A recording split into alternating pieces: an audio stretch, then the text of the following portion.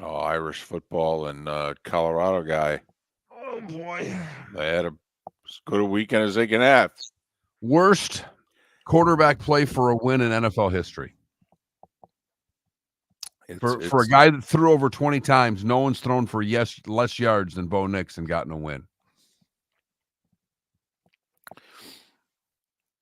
Defense is legit.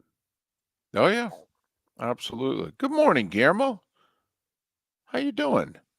Oh, we'd really like this to work. Please work. Did you call? No, I didn't. Okay, good talk.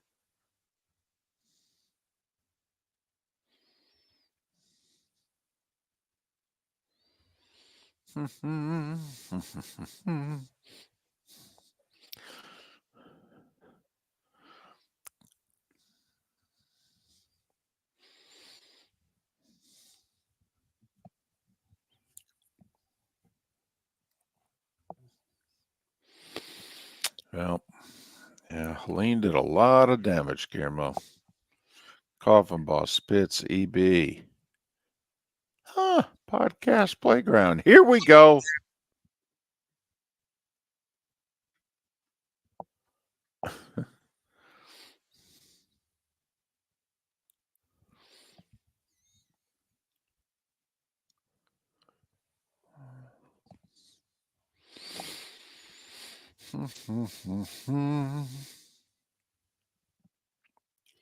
Morning, everybody.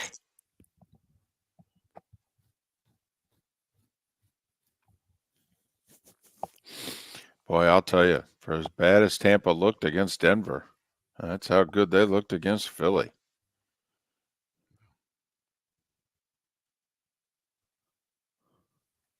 Take that many guys off of Philly. They're not very good. Yeah, we probably should have. What were we thinking? I switched that on my other picks. Yeah. On Saturday when the injury reports were out, I'm like, I'm not taking Philly. What were we thinking without the two wide receivers? And no Lane Johnson. Yeah. AJC, the Mets do need one today. Trent did not come down for the Tigers. Nope, he's not even going to the Lions game. Nope.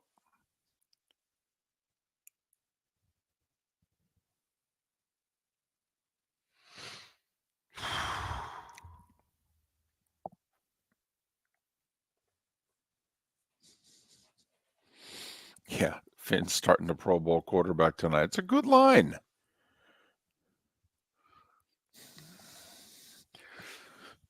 Oh, boy.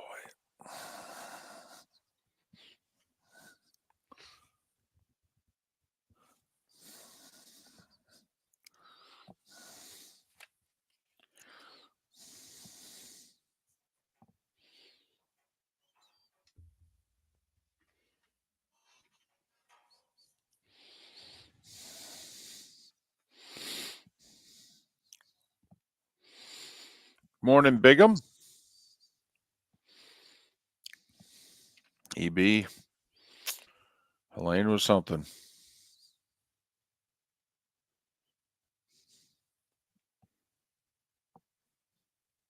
Look at Paul with pulling a Jim Nance this morning.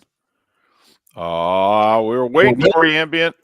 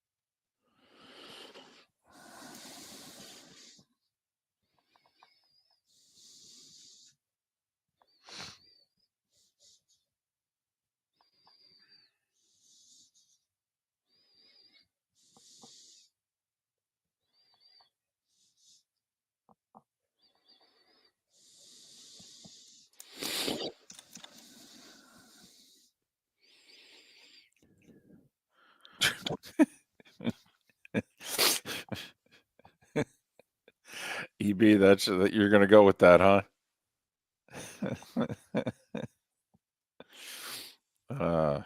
Yeah. Spitz, we were worried about that with South Florida, that Miami physically.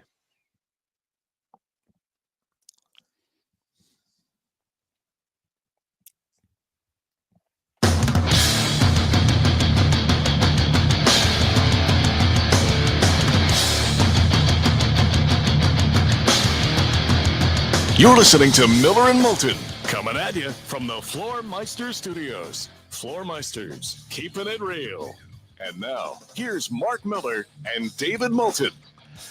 Top of the morning to you on this, not just final Monday, but final day of September. Hope you had a great weekend. Hold on a second. How the heck are you? Miller and Moulton. MillerandMoulton.com, Miller_Moulton on X. Thanks so much for being with us. Top of the morning to you, Mark. How are you? Good morning, David. Doing well. Another terrific weekend of football. You knew it was coming. You knew it was coming. You predicted it, and you used the Mark Miller reverse psychology methodology, and you were a winner. What did you say all late last week? This looks like a terrible slate. There's nothing about this that looks good. You got the Georgia-Alabama game and a bunch of other games, which means we're going to have a terrific football weekend. And you looked at the NFL slate and you said, well, outside of Buffalo and Baltimore, it turned out Buffalo and Baltimore, I mean, unless you're into, you got Derrick Henry on your fantasy team. I mean, otherwise that game wasn't that appealing. But, you know, this just in, the NFL is a hell of a TV show. Great writing. Love the plot lines. All right. It's consistently outstanding. Whether they have a writer's strike, whether the actors demand more money, hold out, okay, whatever. I'm telling you, it's a hell of a TV show. Great reality television. I mean, they say Survivor is the best reality television show ever. I don't know. I think it's the NFL.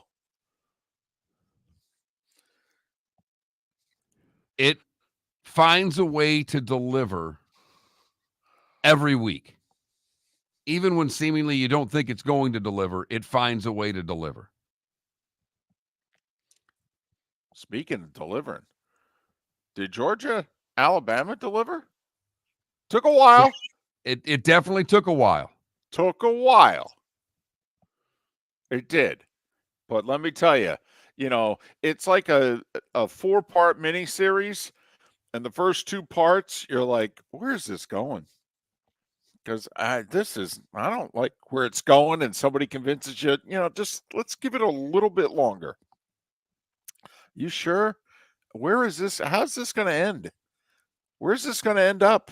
Just stay with it a little bit longer. And by the end of the 3rd part, you're like, well, I've stayed with it this long, and pretty sure how it's going to end, but what the hell? 1 more hour. And then, wow! The ultimate finale, that's for sure. And Alabama comes away with the victory. And if you had not seen the 17-year-old wide receiver phenom, Ryan Williams, well, then you've been introduced to him now. All right. We had a play in our 18 years that we were fortunate enough that I was with Gary and the SEC on CBS. There was one play in which it looked like maybe we sped up the video a little bit. And when you saw it live, you went, oh, wow. And it was when Cam Newton sped away from the LSU defenders for a touchdown on the Plains during Auburn's national championship season. And it took your breath away. That final catch and run the catch is outstanding. The move he put on 2 defenders. Whoa, to be able to stop like that on a dime. But then Mark, he ran so fast down that sideline. I thought that ESPN had sped up the tape.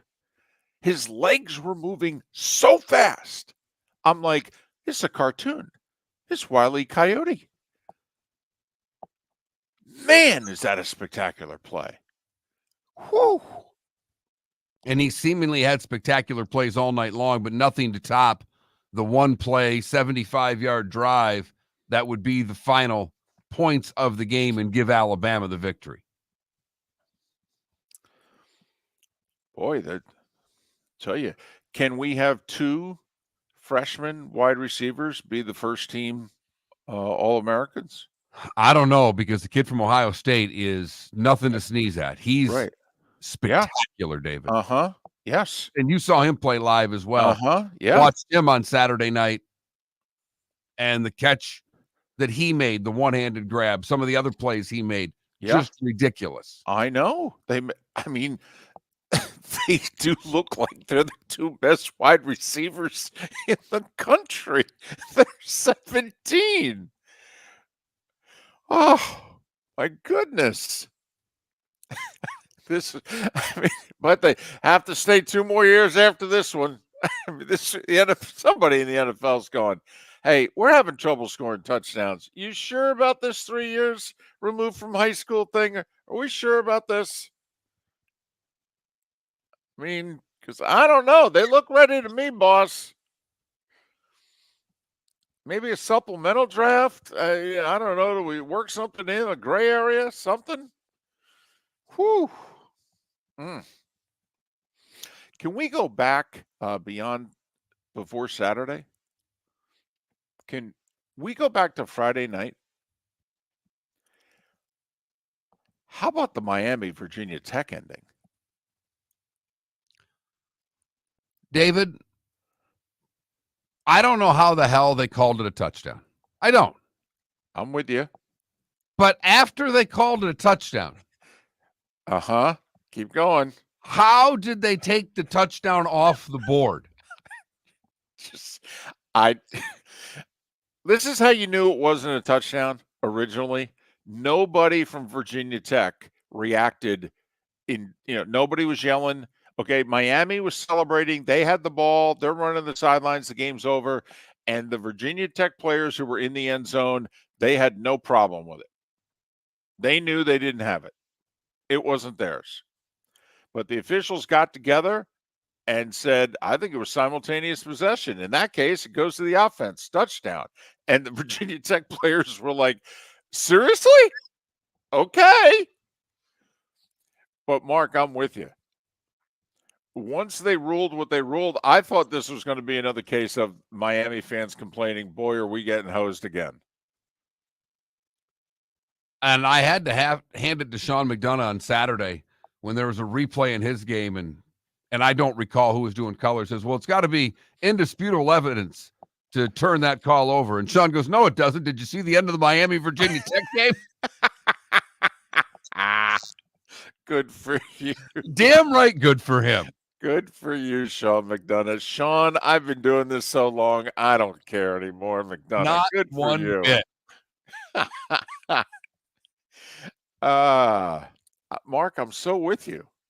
I mean, we'll never get the truth. We'll never know. But do you think someone in Charlotte just said, well, for goodness sakes, what'd they give him a touchdown for? I don't think he had it. We'll just tell you what, it looks like the Miami guy. His butt's out of bounds when his hand's on the football, right? That makes the play dead, which I have to be honest. That's what the ACC released in a statement. Here's my question. If it's simultaneous possession, seriously, you're the offensive player on the defensive player. You're inbounds. Everything about you is inbounds. You haven't done anything wrong. You're inbounds. You've got the ball. So what if my butt's out of bounds and I got my hand on the ball? What does it matter? If it's simultaneous possession, how do I nullify that touchdown?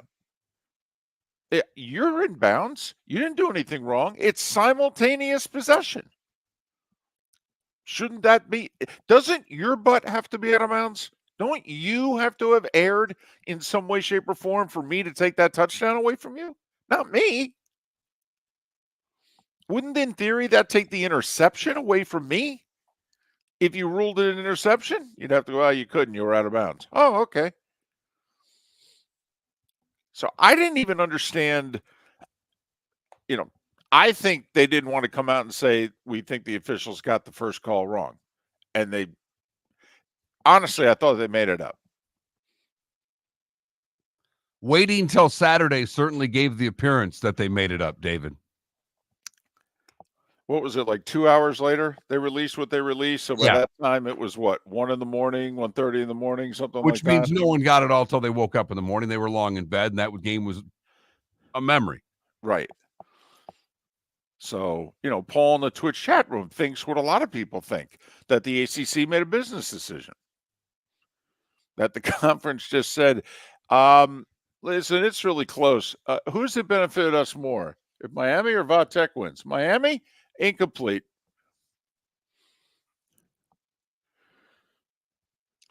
It was bizarre, to say the very least, of how that game ended. But Miami gets the win.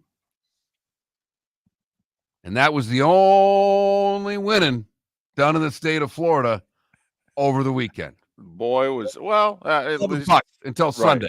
Until the Right. Bucks played just great against Philadelphia. Right. But from a college standpoint, USF, UCF, Florida State, FSU. Gators are like, we picked the best weekend to have a bye that you could imagine. Oh, man. So the college weekend was something. Friday night, Saturday night, couple of games of interest, and Saturday afternoon. I don't want to say it's been a strange September in college football, Mark, but Indiana, Army, and Navy are undefeated. And Navy's throwing the ball for touchdowns. That is certainly one way to see it. The other is Alabama's doing Alabama things again. Yeah, they really are. And, you talked about in Georgia, Atlanta can look at the Mets and say, we're your daddy. Yep. But see, in Tuscaloosa, they can look at Athens and go, oh, no. We're your daddy. Did you hear Kirby? He was asked in the postgame, all right, hey, you're like 1-6 or something like that against these guys, 1-7. And he said, yeah, what's everybody else's record against them? Kirby, you got a dang good point. Are you suffering from neuropathy? Do you experience stabbing pain, numbness, tingling, or burning in your feet? Are you tired of sleepless nights and avoiding life due to pain? If you've been diagnosed with neuropathy or experiencing pain or numbness in your feet, pick up the phone and call us right now before it's too late at 239-382-7332. Again, that's 239-382-7332. Neuropathy is a very serious and progressive disease where your nerves start to break down. Eventually, it leads to balance problems, falls, complete loss of independence, and can lead to amputation. Hi, I'm Dr. Eric Norrell, DC. Our program addresses the underlying causes and doesn't simply mask your symptoms with medication. In fact, many patients start experiencing relief from neuropathy symptoms within weeks. There's no surgery and no use of prescription drugs. Pick up the phone right now and call 239-382-7332. Call us today at Restore Health. 239-382-7332. American Paint Supplies, for nearly 30 years, is your one-stop shop for all your coating needs. If you are a designer, a contractor, a professional painter, or a weekend warrior, American Paint Supplies is the place where experts go to get expert solutions. At 6100 Shirley Street in Naples off of Pine Ridge, American Paint Supplies delivers the best solutions with the best products with the best support. Meet Gene and his team today at American Paint Supplies. Call 239-566-2700. That's 566-2700 or online at AmericanPaintSupplies.net. Gentlemen, as your wife mentioned getting new flooring, but you don't want to go through the hassle, well, go see the Floor Meisters in Naples next to Costco. They understand your time and money are important so they'll make it as painless as possible. With a huge in-stock selection of carpet and Core-Tech, they can get you the floor your wife's been asking for. They carry wood, vinyl, carpet, and tile. If you do it yourself, no problem. They can handle that as well. So go see TJ at the Floor Meisters and tell them, just keeping it real. This is Miller and Moulton.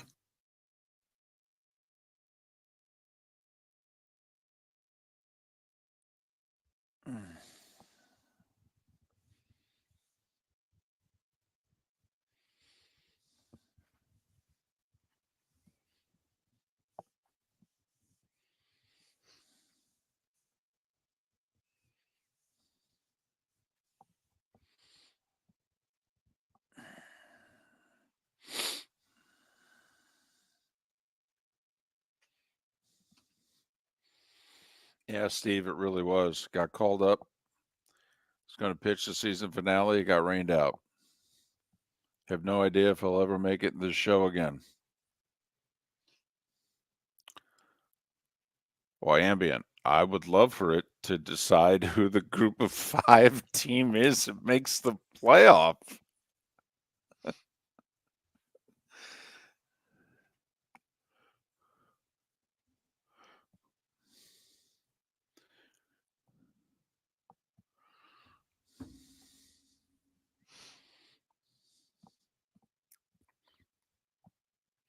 If I've got this right, David, you need the Lions for a winning week. You can't have a losing week.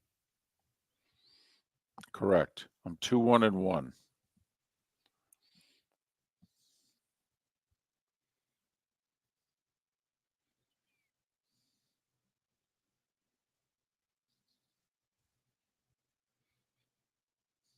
Couldn't have waited and gotten that Chargers at 7.5. I got it at 7. Yeah, when we did it, it was 7, but it ended 7.5. You're right.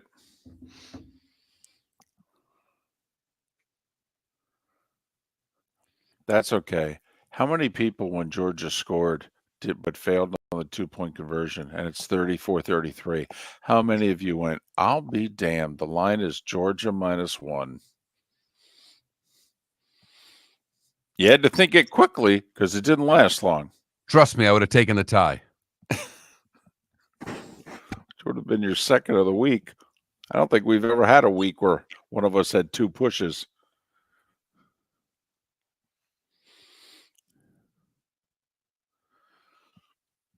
I don't know if they brought the old ABC, and they're not gold because the Hall of Fame jackets are considered gold. But I know for their very first game together on Monday Night Football in Seattle, they made them the old Monday Night Football jackets, and they wore them.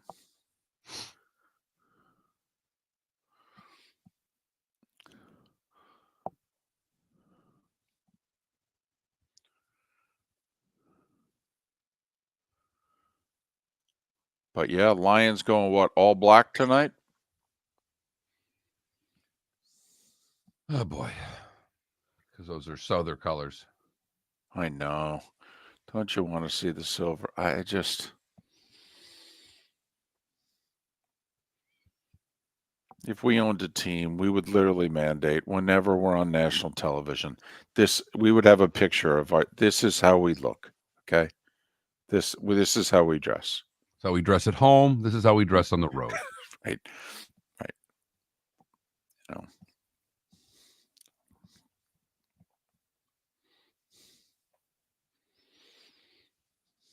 Sam Darnold is making a lot of money.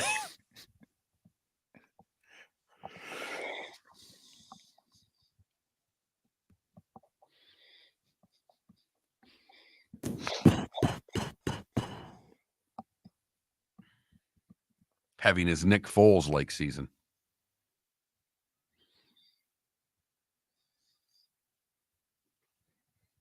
Has played about as many games too. It helped Nick when he filled in. Well, yeah, you got the 2013 season with Chip when he went 27-2. Yeah.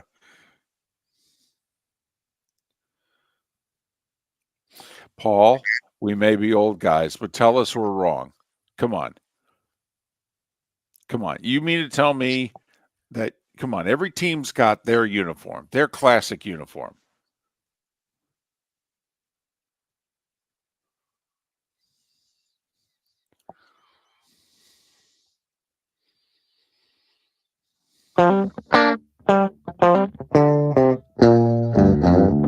You're listening to Miller and Moulton. And now, here's Mark Miller and David Moulton.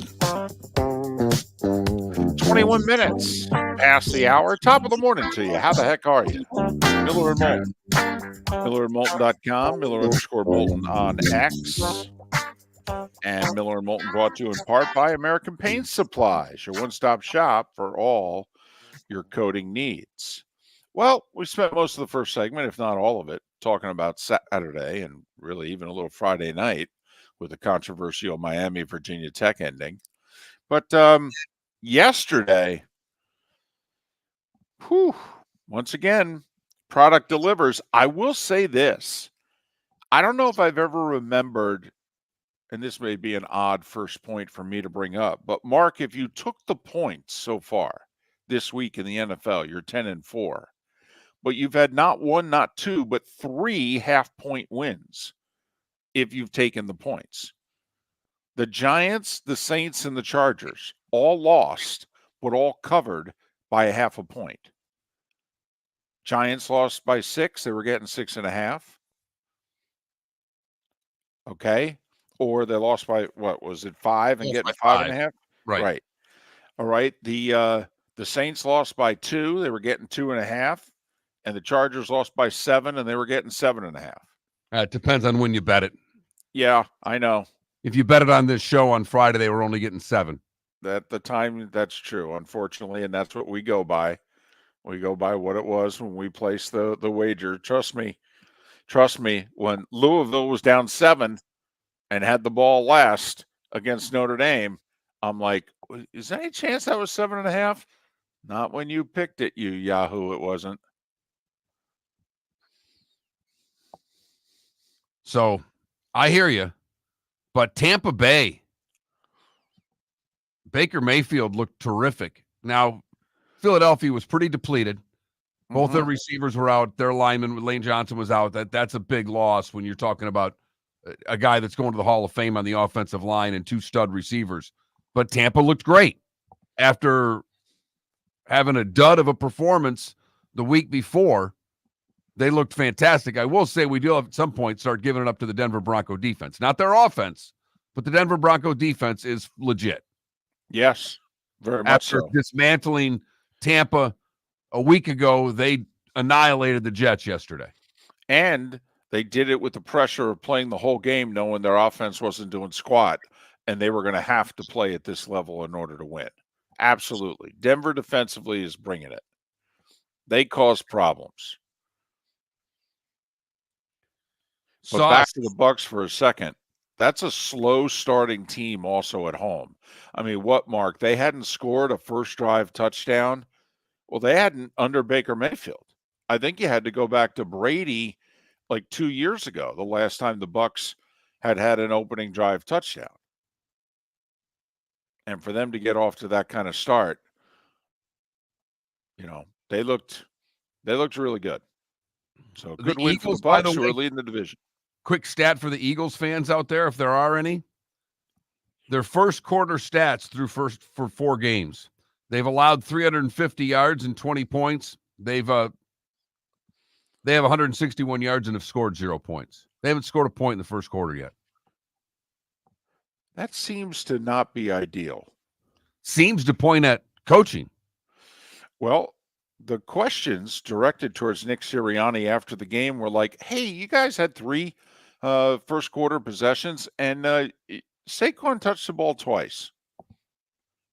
And Nick didn't have a particularly good answer as to why that was the case.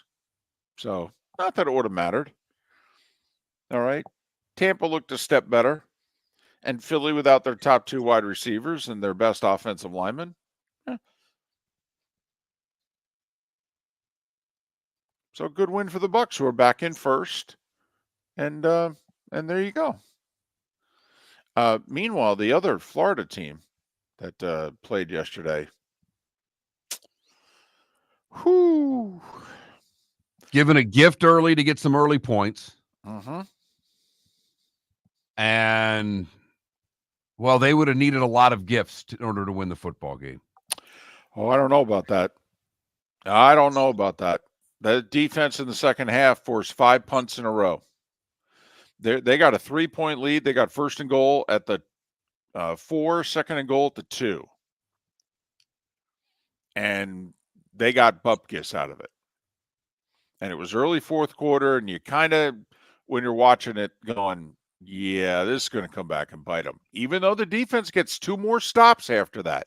But, Mark, they get the ball with just under 4 minutes to go and a 3-point lead. 3:54, 3:51 to go, something like that in the game. And they're got a 3-point lead. You got to close that sucker out. Their quarterback can't. Not right now, he can't. He's not good enough, David. He missed guys all day long. Which is funny because last year at this time he was good enough. But he ain't right now. And they took less than a minute off the clock with just under 4 minutes to go and a 3-point lead. And that's another reason why that – because why? Because C.J. Stroud throws the game-winning touchdown pass with, 18 seconds ago? Something like that. So they didn't – I mean, they made it as easy on Houston as possible. And I know the defense probably feels bad, but they got 5 stops in a row on the road against C.J. Stroud and the Texans. I mean, that should have been enough. That offense should have put that game away. They had first and goal inside the 5, got nothing. All right. And then they had the ball with 4 minutes to go. 2 first downs, they win. 1 first down, they at least force Houston to burn all their timeouts, and they take the damn game down to at least the 2-minute warning. Instead, Houston gets the ball back. They got all their timeouts, and they got nearly 3 minutes on the clock. That's what losing football teams do. I mean, Mark, they should at worst be 2-2. You know, Cleveland outplayed them at home, fine. Buffalo embarrassed them. But seriously, the bookend games in this 4-game start, they're going 17-7, ATN's going in. That game's over. Late third quarter, over. And then yesterday, they'd be tied for first. Everything that's going wrong for them, Trevor not playing worth a damn, the whole deal. They should really be no worse than 2-2. Wow. But bad teams find ways to lose games. Yes, they do. And they're right now a bad football team. Trevor was 18 to 33. He missed guys all game, David, that were passes he could have made. It's becoming a hard watch with Trevor Lawrence right now. He looks broken, David. Yeah, and then when he makes his spinning around in the backfield for no reason when no one's there, he looks like he's running for his life. He doesn't look comfortable in the pocket. He looks like he's waiting for something bad to happen. And then there were a couple times when he did deliver it, and boy, there's no wide receiving core in the league dropping passes like the Jags. I literally think they lead the league in drops. It's what losing teams do.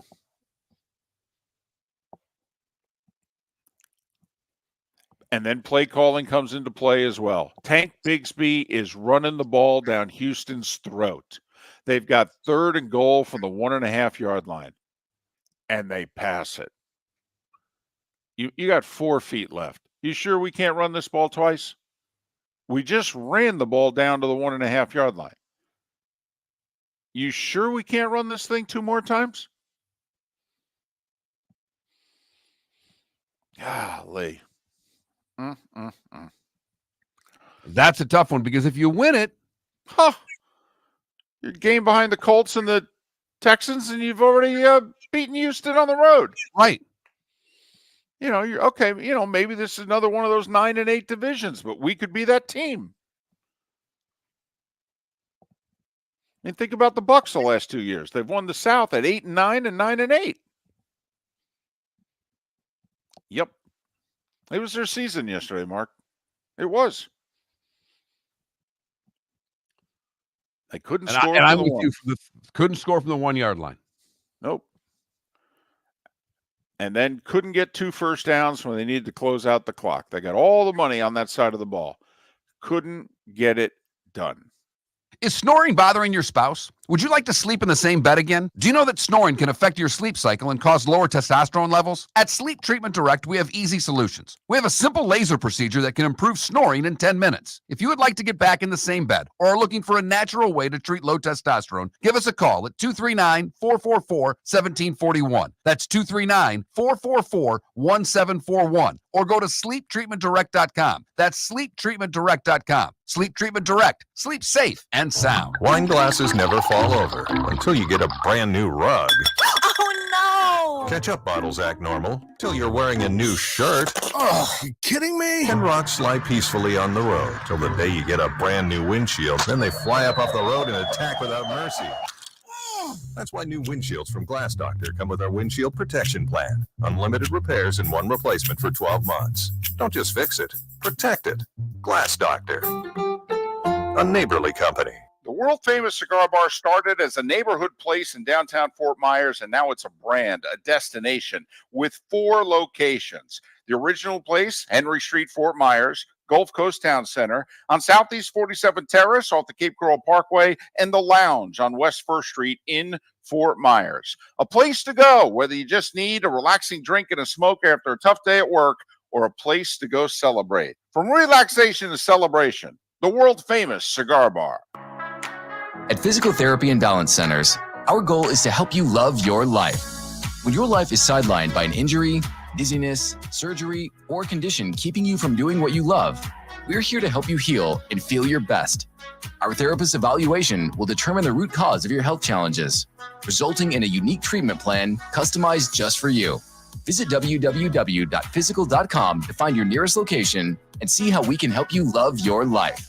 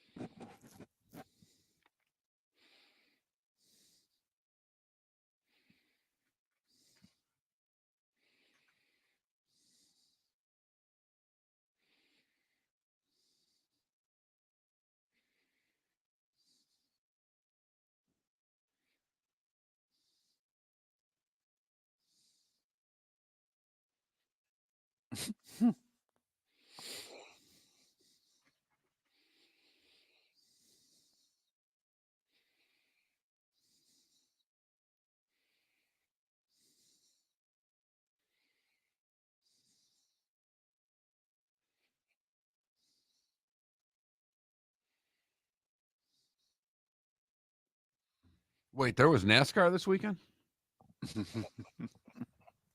I thought you'd appreciate the tweet or post or whatever we call them now.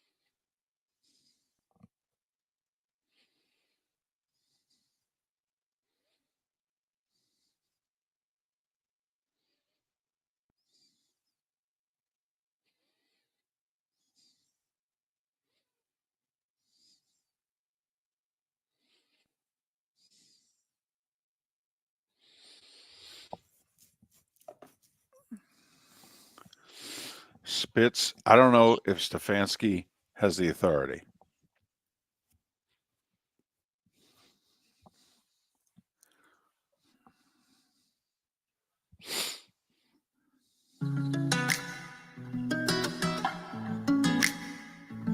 Welcome back to Miller and Moulton. Text the guys what's in your mind at 21,000. That's 21000. And now, here's David Moulton. 22 minutes to the top of the hour on an Overreaction Monday. Miller and Moulton, millerandmoulton.com, Miller_Moulton on X, broadcasting live from the Floor Meisters studios. Floor Meisters, keeping it real.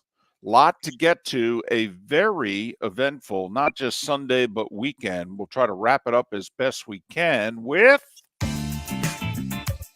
The Starting Five. 5 big stories you need to know.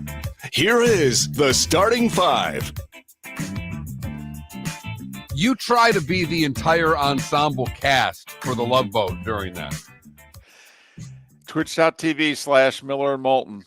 You could see some serious chair dancing with the 1970s, early 80s, whether it's PGA Tour, detective show, music, whatever it is we have going. But I am digging it. I am loving it. And since this is my segment, I dance to it. And Mark makes fun of me and then goes to his phone. So while Mark's not paying attention, we'll start with the NFL.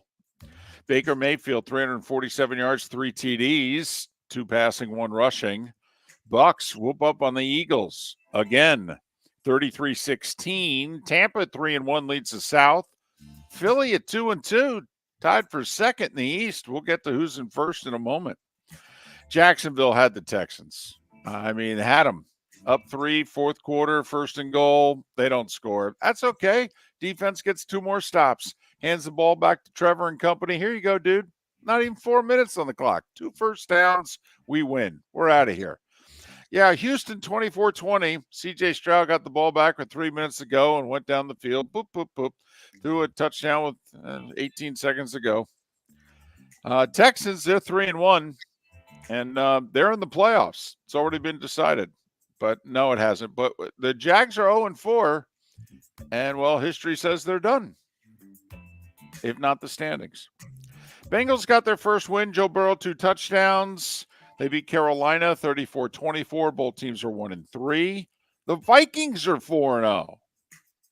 And they were embarrassing the Packers. It was 28-0. And then suddenly, a couple Viking mistakes, a couple of Jordan Love throws. We got ourselves a game.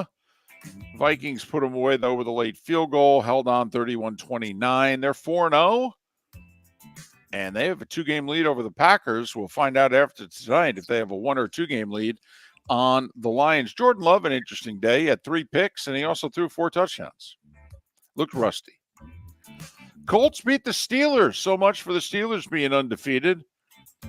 Worst thing that happened to the Steelers, they knocked Anthony Richardson out of the game. Did you see, by the way, the Colts head coach may have some explaining to do. So Richardson gets hurt on the scramble because he won't slide. All right.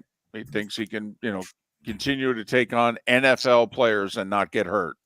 No, he got hurt. So he goes to the sidelines and he misses a few plays. He comes back. They got first and goal at the 6, and they run an RPO with the quarterback. So he's hurt with a hip injury. He comes back in the game, and literally the announcers say, well, the one thing they're not going to do here is run Richardson. What did they do, David? They ran Richardson, who was so hurt that he got tripped up from behind, but while falling, he slid to avoid any more contact and then took himself out of the game, never to return. Colts beat the Steelers. Joe Flacco off the bench with 2 touchdowns. Did you see his post-game interview? Okay. Sideline reporter for CBS said that so-and-so says you're so cool. Oh, I think it was Anthony. She goes, Anthony Richardson says you're so cool. And he laughs and he goes, yeah, Anthony Richardson's mom is 8 days older than I am. I don't think he thinks I'm cool. Steelers now 3-1, Colts 2-2. Chiefs wore down the Chargers, held them to like 230 yards of offense. Kelsey, we did forecast this. We said, A, the Chiefs are going to win. The Chargers are missing 5 starters for this game. And 2, everybody's talking about how Travis Kelsey's done. He can't play anymore. He's going to catch 7 or 8 passes, and he caught 7 for 89 yards. I mean, come on. How could you not see this coming? Please. Chiefs are 4-0, 17-10 over the 2-2 Chargers. However, Mahomes took out his best receiver, Rashee Rice. He throws the interception. Rice saves the guy from scoring a touchdown. Mahomes tries to come in and make the tackle, and instead he hits Rice right in the knee and tears his ACL. That was a hell of a play for Mahomes. But if Chris Collinsworth was calling the game, he would have said Mahomes was amazing and that he did it on purpose.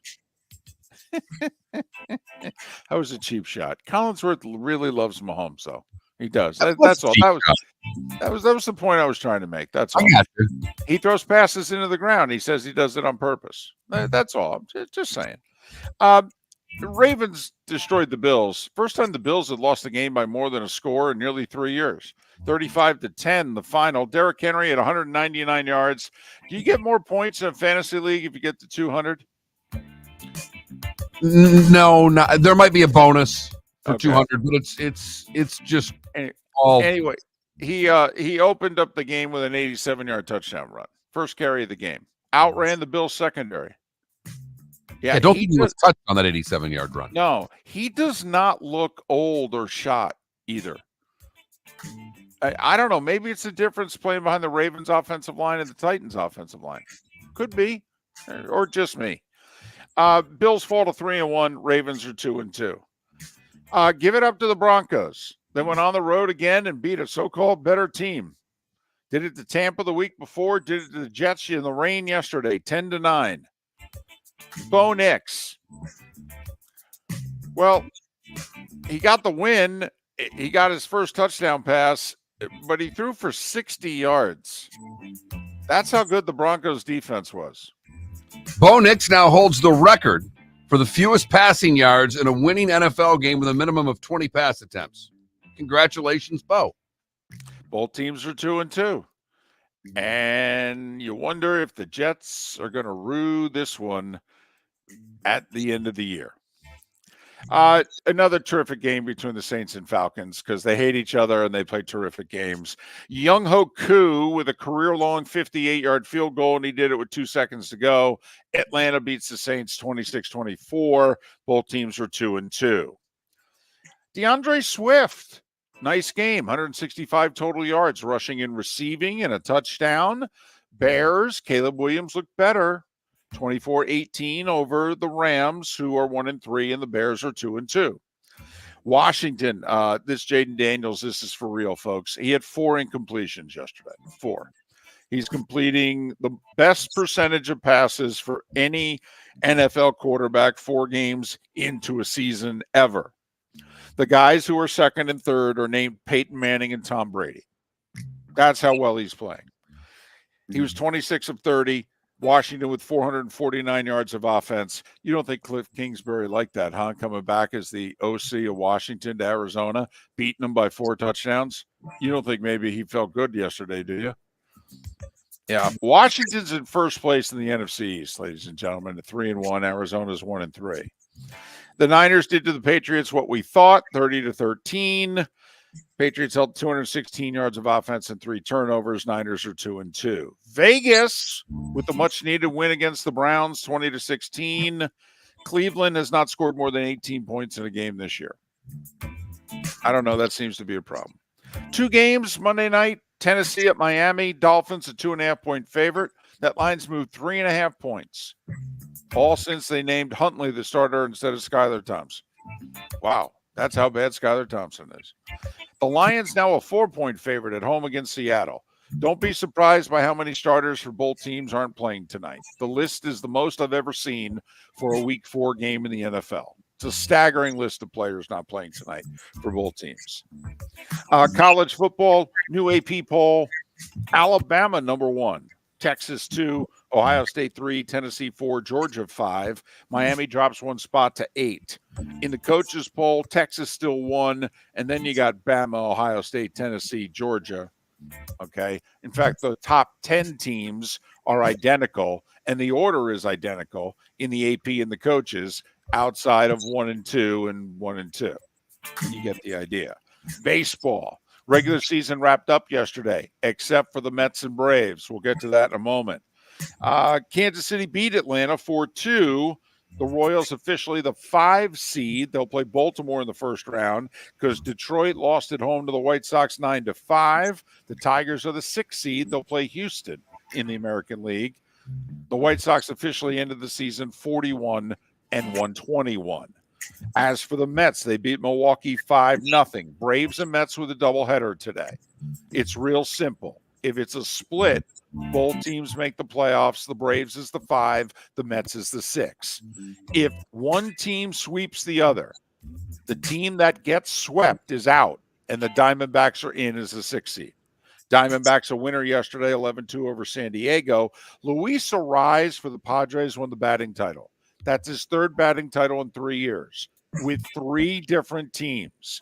Twins, Marlins, Padres.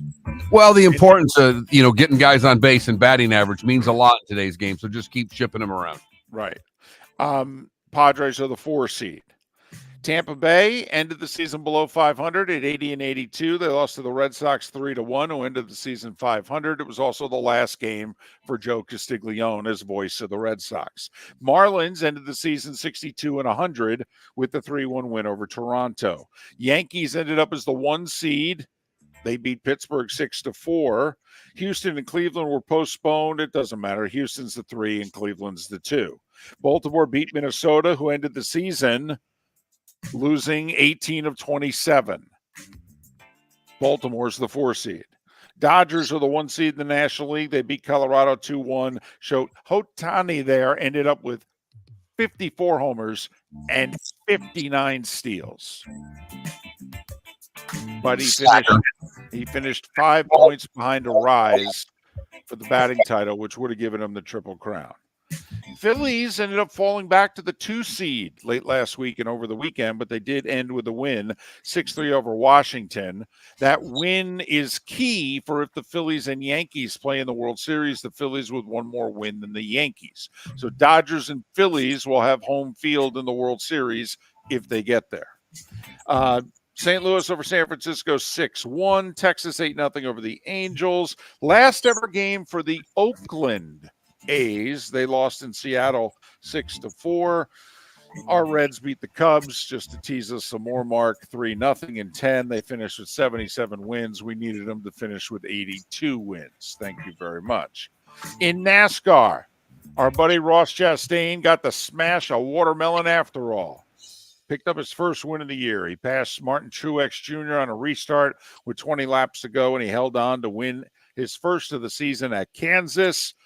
The playoffs in NASCAR head to Talladega. President's Cup.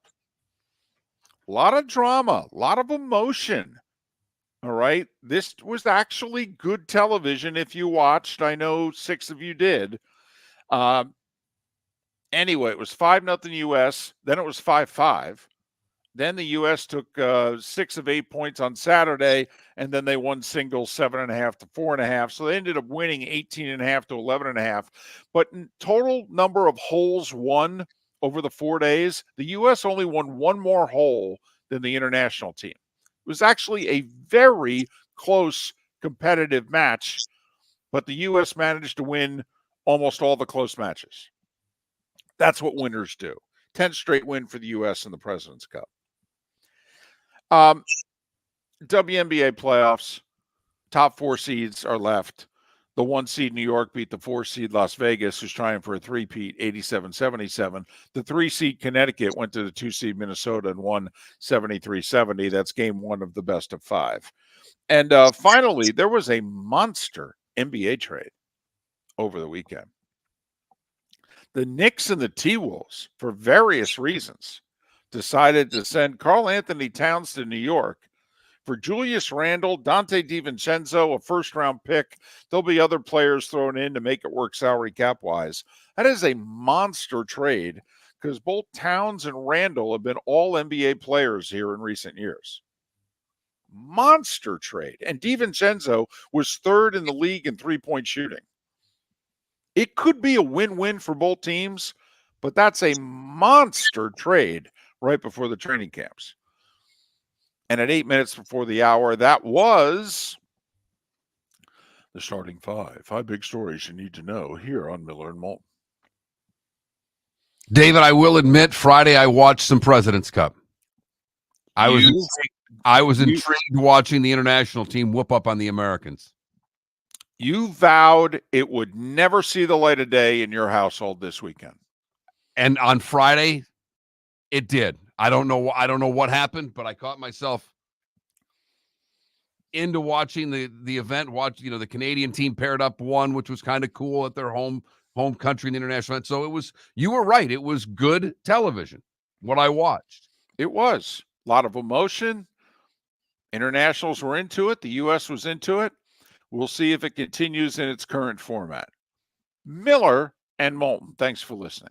American Paint Supplies, for nearly 30 years, is your one-stop shop for all your coating needs. If you are a designer, a contractor, a professional painter, or a weekend warrior, American Paint Supplies is the place where experts go to get expert solutions. At 6100 Shirley Street in Naples off of Pine Ridge, American Paint Supplies delivers the best solutions with the best products with the best support. Meet Gene and his team today at American Paint Supplies. Call 239-566-2700. That's 566-2700 or online at AmericanPaintSupplies.net. Visit Jason and Todd at the Diamond District. A natural diamond is the oldest artifact you will ever touch, and each is one of a kind. Jason and Todd at the Diamond District would like to meet you personally and share their love of natural diamonds and the positive impact of purchasing a natural diamond.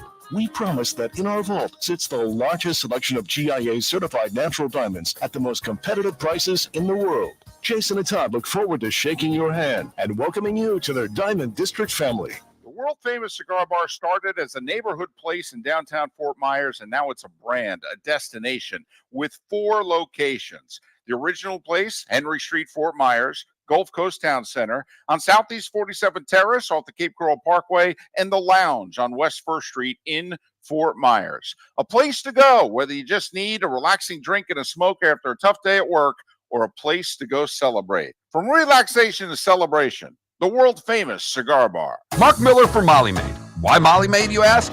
Trust. Moulton was a customer for 15 years. Affordability.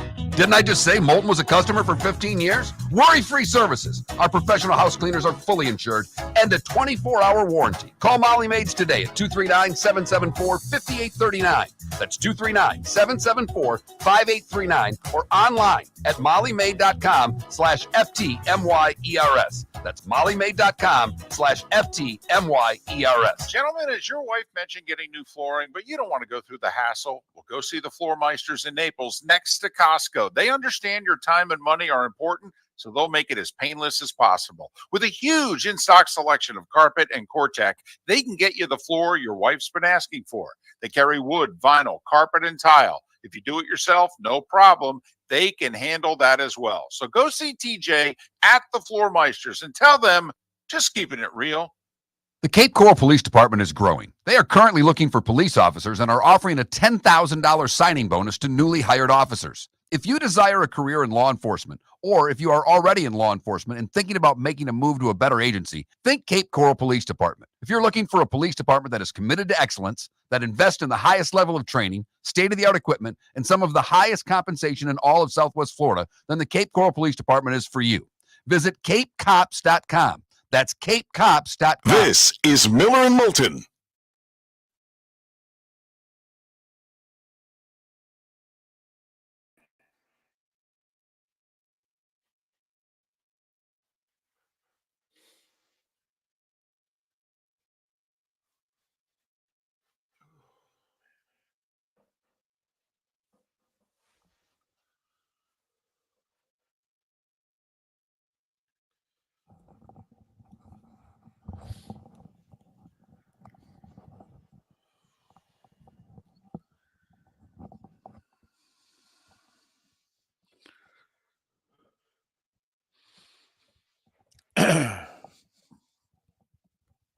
No, Irish football, I was thinking of you.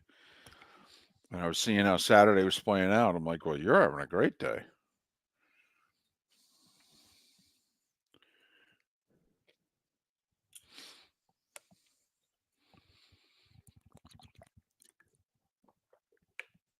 That was a terrific win for Colorado. That's first place, Colorado. Tied for first. But and Arizona upset Utah.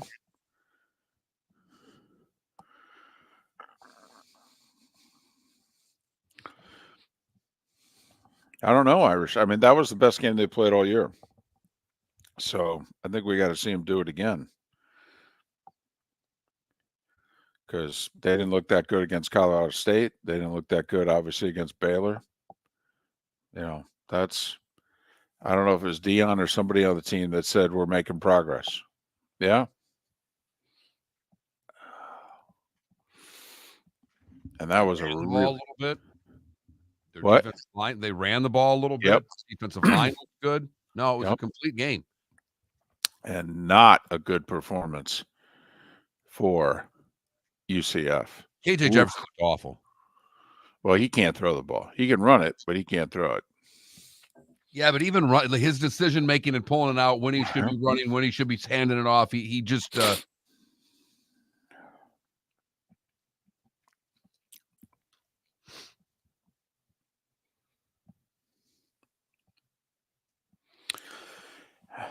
Irish football, I don't think we're going to know.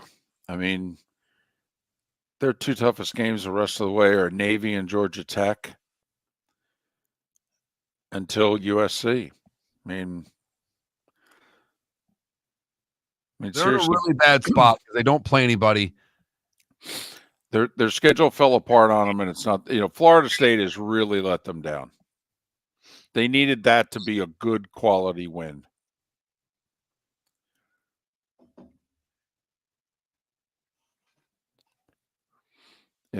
Even though when they beat Louisville, they were undefeated and ranked in the top 20. Don't know if they'll get the credit for that. Yeah, stop it with the fire, Norville. Okay, he just got a massive extension for many years. Okay, it's not going to happen. Just stop. Although, did you hear the one fan as Norvell and the team was walking off the field at the end of the game? There's a Florida State fan in Dallas who yelled at him, "We want our money back." Without the, bad end of it, there's a little scary Mel Tucker. You get the good transfers and paid and yeah. Just saying. Hopefully no sex scandal. No. We're leaving Right. that.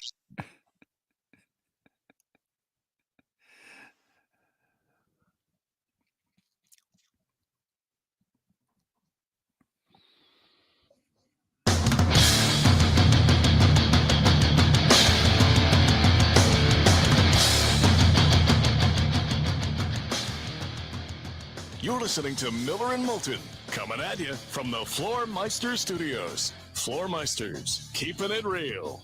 And now, here's Mark Miller and David Moulton. Hour 2 of Miller and Moulton on this Overreaction Monday. Thanks so much for being with us. Miller and Moulton, millerandmoulton.com, Miller_Moulton on X. It's just us on Mondays. Occasionally, Gary Danielson will join us. Occasionally, we'll book other guests. But for the most part, it is just you at 21,000 on the text line or comment on the Twitch chat room, twitch.tv/Miller and Moulton, and us, Miller and Moulton, and our thoughts on the weekend that was. It's always eventful this time of the year. Big college football weekend, the showdown game at Tuscaloosa, which in the final hour certainly delivered. All right, we got a new number 1 in college football because of it, at least in one of the two polls. Another NFL Sunday that is come and gone with, once again, the just right amount mark of surprising results to make us go, this is very interesting. We're still kind of muddling through the pretenders and the contenders. Some of the pretenders, Mark, I think won a couple games this week that made us go, So we're going to have to pay attention to this team a little longer, hey? Well, and one of them you and I are going to enjoy watching and paying attention to because we were high on this quarterback as he came out of the draft. But right now, the Washington Commanders look as if they're a team that needs to be paid attention to. If I were to give you a yes, no, maybe so, and just say Washington Commanders, is it a yes yet or is it still a maybe so? Well, you know me, Mark. I was a yes in May. I love their offseason. I like everything that this ownership group has done. I like the people they brought into the front office, honestly. If you've paid attention since Josh Harris has bought this team in the last 2 years, or last year, really, okay? I mean, seriously, I don't know if they've made a wrong move. You know, they stuck with Rivera and the old regime because they just wanted to get their feet wet, how to run a team, you know, start lining up who they knew they were getting rid of him. They knew they were bringing in a new front office. They just actually wanted to, you know, figure out the landscape first. I like their offseason. They didn't have the big free agent signing, but they signed like 6 guys who could come in and help them right away. Their draft was excellent. We knew it at the time. It's going to end up grading out even better. They had just the right amount of good players coming back. And Mark, they have a quarterback. You and I were convinced. We liked him better than Caleb. We said it out loud before the draft. We said it out loud. We love this kid. I think he's their best quarterback since Theismann. I happened to have the 4-letter network on when I got up Sunday morning and just kind of left it on as I was doing things around the house. And before last week's Monday night game, Scott Van Pelt sat down with Jaden Daniels and they replayed that interview. And I only bring it up because Van Pelt's a DC guy. That's his team. Yep. He's our age, you know, roughly. So he remembers the glory days as a kid of Washington being great. And he was giddy sitting down. They showed the introductions. It's really nice to meet you. And you could see on Van Pelt's face, there was this smile that said, I'll shake your hand, but I think I'd rather give you a hug. Right. Because I think we've got one of these and you need one of these. And that's right. A quarterback. And they've got one. What he really wanted to do was hug him and go, "You're the guy, right? You're the guy. I've waited 25, 30 years for you. You're the guy, right? You're going to stay healthy. You're the guy. You're going to get along with your head coach, right? We're not going to have any issues. You're the guy, right? Please tell me you're the guy." Yeah. Mm-hmm. If he ain't the guy, then I don't know what to tell. I'll stop evaluating quarterbacks. Honestly, you'll bring up the topic, I'll go, Mark, I have no idea anymore. If this guy flames out, I'd be like, I'm done. I don't know. I'll just say it. What do you think of? I don't know. I think he's the answer. And I don't want to hear that, well, he's running a college offense at Cliff Kingsbury. Isn't that what coaching's supposed to do, by the way? No, seriously. If you want anybody in any sport, I mean, isn't that what good coaching is? What was the thing everybody said about Don Shula? Okay, whatever strength of the team was, well, he modified what he was going to do based around his players. We hear that all the time still to this day. That coaches come in and are stingent and want to play their systems as opposed to taking the talent and doing what the talent is necessitating them to do. And by the way, credit Dan Quinn, who hired a guy who was out of the NFL last year, basically, who was considered a failure. And trusting him, because they knew they were drafting a quarterback. I mean, when Dan Quinn hired him, okay, they knew they were drafting a quarterback, either Caleb Williams or Jaden Daniels. They knew they were drafting a quarterback. And he trusted Kingsbury with the quarterback. 449 yards offense yesterday. He was incomplete 4 times. I will say he did throw an interception, Mark. It was a spectacular interception by the Arizona defender, but he did, and they did, Mark, for the first time in 3 games. They punted. They did. 1 punt in their last 3 games. Yep. 1. Up until that punt, though, I think they had scored on how many consecutive possessions without kneel downs? It was like 14 consecutive possessions. I think it was 3 more. games. Was it 16? because they scored on 7 straight possessions against the Giants. If you don't count the kneel downs, they was 6 straight possessions then against the Bengals. So, and I thought they had scored the first 3 times they had the ball. I think the number was 16. 16. Yeah. Right. It's the NFL, you know. This isn't Ohio State against their non-conference schedule this year. All right. It's the National Football League he's doing this against. And most people think, by the way, he's got one weapon in McLaurin. Man, there's not a lot of the guys around Jaden Daniels that the other teams would say, I got to have him. Now, they may turn out to be good players, but you know the point we're making. I mean, he's got one excellent receiver that everybody goes, that guy's a dude. Everybody else on the team, bunch of guys. But not with him at quarterback, they're not. Yeah. Now, we said it. We're wrong about a lot. September, not good for us. Mostly me. All right. But off season, no, this one we got right. And if we end up wrong, well, then we're done. Not just as a show, but honestly, it's just be like, well, we don't know anything about quarterbacks. What do you think? 21,000, twitch.tv/Miller Moulton. Because we're all in on this guy. And this shows the difference, by the way, when you get one. This shows it right here, what happens to a team when you get a quarterback. Right here. This team drafted second. Look at the difference between the team that drafted second and the team that drafted third right now. Look at the difference between the two teams. Because one team's got a quarterback and the other team doesn't. Not yet. Drake may be the answer, but he ain't it now. Ain't even playing. Yeah, for how much longer there, I don't know. Yeah. Oof. Quarterback play they're getting in New England, it's almost necessitating that they play Drake May. Gronk went on TV and said, yeah, I know Jacoby's bad. Don't fall into the trap of putting Drake May in. He's not ready yet. Okay, please keep him out longer. Gronk just said, listen, this is all about Drake May. Okay, if you got to suffer some brutal losses for the next month, do whatever you got to do. He didn't want May going into like Thanksgiving. He's like, just don't do it. Please don't do it. Think bigger picture here. So difficult for teams to think that way, though.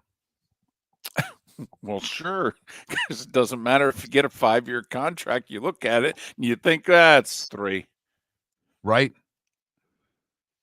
Absolutely right, David. And are you going to waste one of those 3 years with a guy that can't play at all?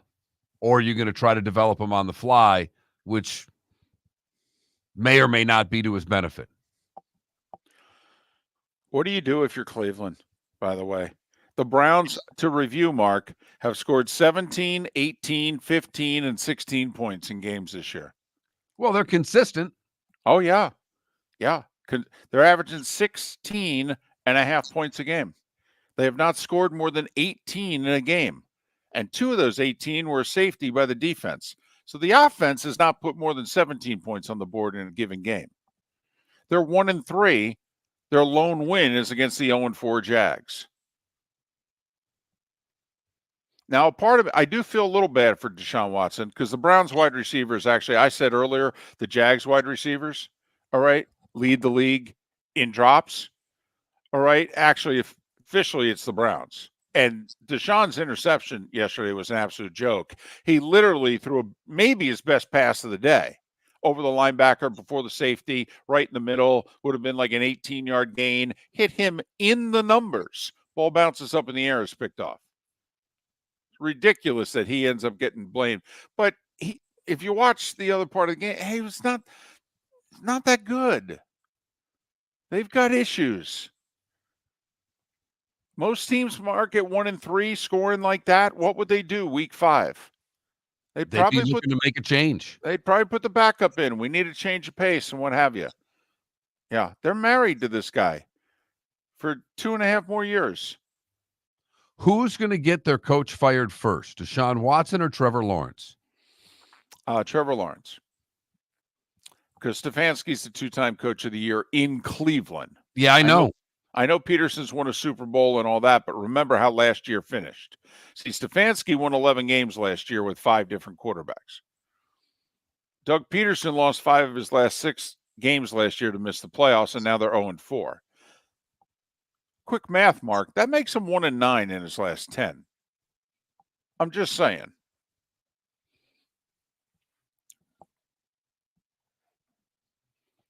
$21,000 is the text line. Taking your reactions on a Monday. I'm a little lonely on the text. Text line's been a little slow today. Okay. So 21,000 is the text line. Love your football thoughts or any other sports thoughts you may have on a Monday morning. Speaking of quarterbacks, Sam Darnold's looking really good. I mean, we're patting ourselves on the back a little bit today just because, Daniels in Washington and we are in love with Kevin O'Connell of the Vikings. Yet we didn't think he was this good. I mean, seriously. O'Connell didn't think he was this good. No,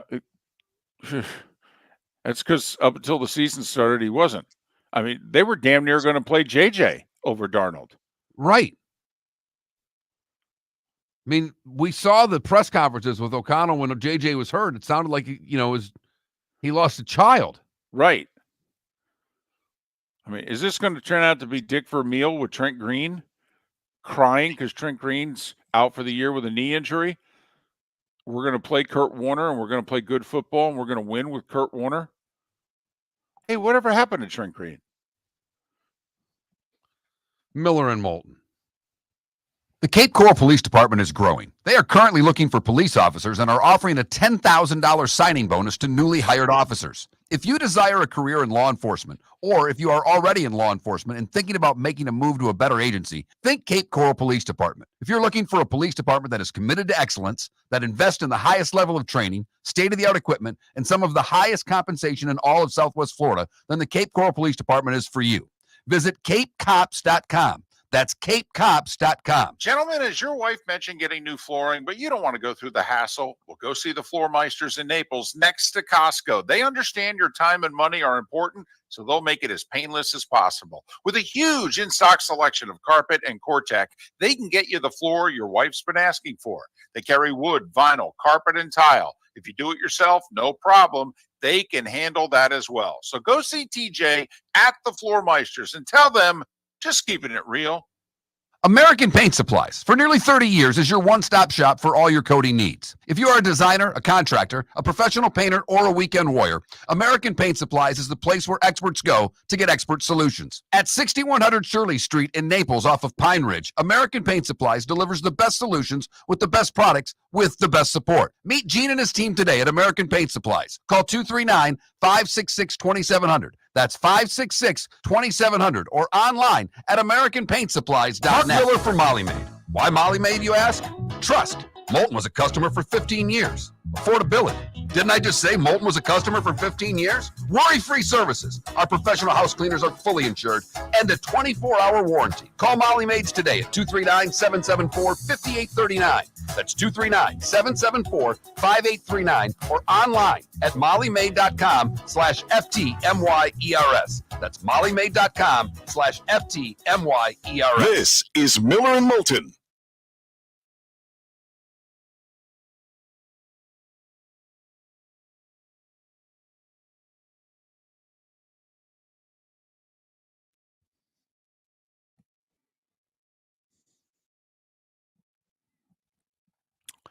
No, I didn't go to Comerica yesterday for a couple reasons. First, Trent bailed on me.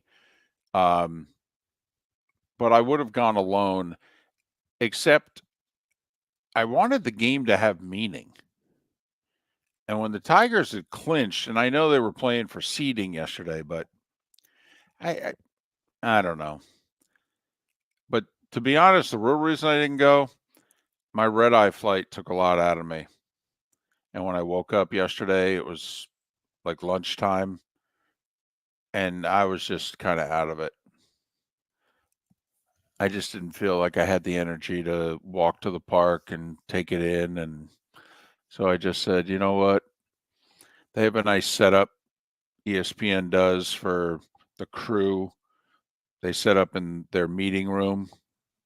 and they set up 2 big screen TVs that get divided into 4 screens, 4 games on each screen. So you can watch 8 games at once. And so I watched the 1 o'clock games and the first half of the 4 o'clock games. So I felt like I did homework for this show yesterday.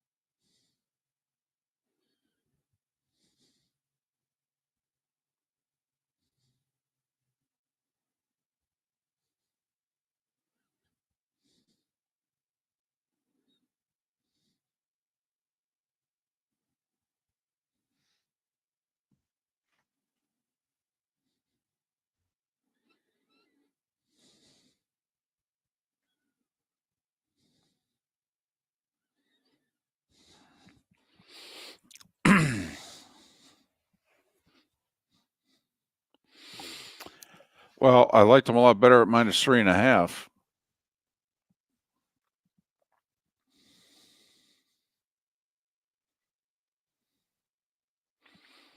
Irish football, I think their defense is for real, but I mean, come on. It's kind of like Michigan football. I mean, how many games are you going to win with 32 yards passing? I mean, how many games are you going to win with 60 yards passing?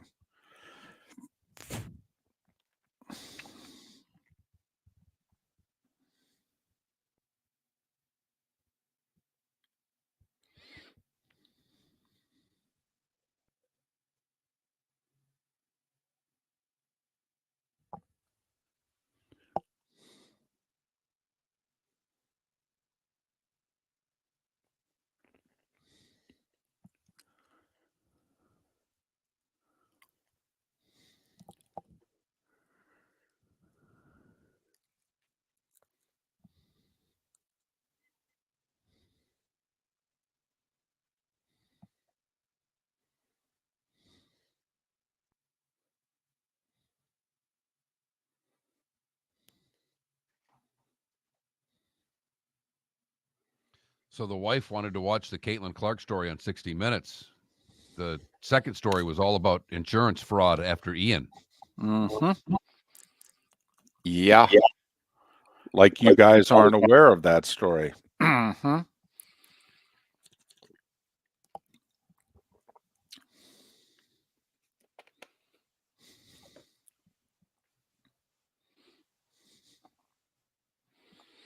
Oh, man.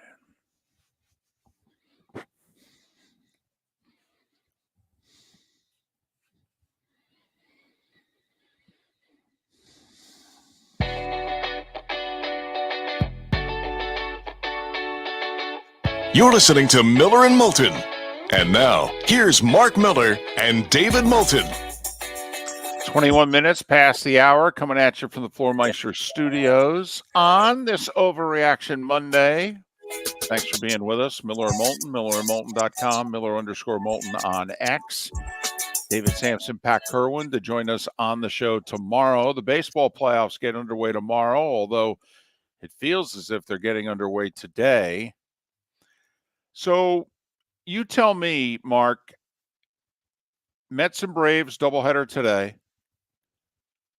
They both need a win to get in the playoffs. So if you're the manager of the team that wins the first game, how are you playing the second game? David, I'm not playing it very hard. I'm letting guys rest. I'm trying to throw a bullpen game. I'm not going to waste a lot of starting pitching unless I've brought up, This is a tough spot. Well, it's also a tough spot, and we talk about this in the NFL all the time. The rosters are really not big enough to rest. You can't just rest the whole team. No. I mean, some of your regulars are going to play the majority of the doubleheader. And then I believe both teams are scheduled. Don't the playoffs start for both teams tomorrow? On Tuesday. Right. That, let's just say right now, Atlanta's ahead of the Mets because they've won 6 of the 11 times they played. So if there's a split, while the Braves and Mets will finish tied, the Braves will have won the season series. They'll win the tiebreaker. They're going to be the 5. So they're going to have to fly to San Diego. The Mets would be the 6. They have to go back to Milwaukee where they just spent the weekend. You wonder if they left their stuff in their rooms and just said to the guys, listen, we'll pay for one night. Just leave the rooms locked. We're coming right back. I kid. Arizona's sitting at home. Arizona needs a sweep. They need, Braves to sweep the Mets, Mets to sweep the Braves. That's the only way Arizona gets in. If it's a split, the Mets and Braves both make the playoffs. Atlanta the 5, the Mets the 6. Okay, Arizona's out. Like Atlanta, Mark has already said, they're starting the young kid. I mispronounce his name all the time, like Schwelbach or something like that. He shut the Mets down the one time they played last Tuesday. He shut them down, like 3 hits, 7 innings. They're starting him again in game 1. If they lose it, though, they're starting Chris Sale, who did not pitch this week, or last week, I should say. He was scheduled to pitch the Wednesday game against the Mets. And Atlanta just kept saying, how long can we go without pitching Sale? We didn't play Wednesday. We didn't play Thursday. Let's see how long we can go. Maybe we can hold him all the way to game 1 of the playoffs. And sure enough, they go through the weekend. They take 2 out of 3 from the Royals. And they're so close to not having to pitch Sale and have him for game 1 of the postseason if they could just have the young kid do to the Mets what he did last week. But if he can't, the Mets win, then they say they're going to pitch Sale. And if you're the Mets, what do you do? Yeah. Okay, you got a backup catcher. He plays, Lindor, it's short. You'll give him the second game off. You'll play Acuna. Okay. You don't really have you only have one infielder. One of them's got to play second or third. You can only rest one of the 2 guys. Okay. Okay, you're going to DH for Alonso or for somebody play first base for Alonso. Yeah, I guess. Okay.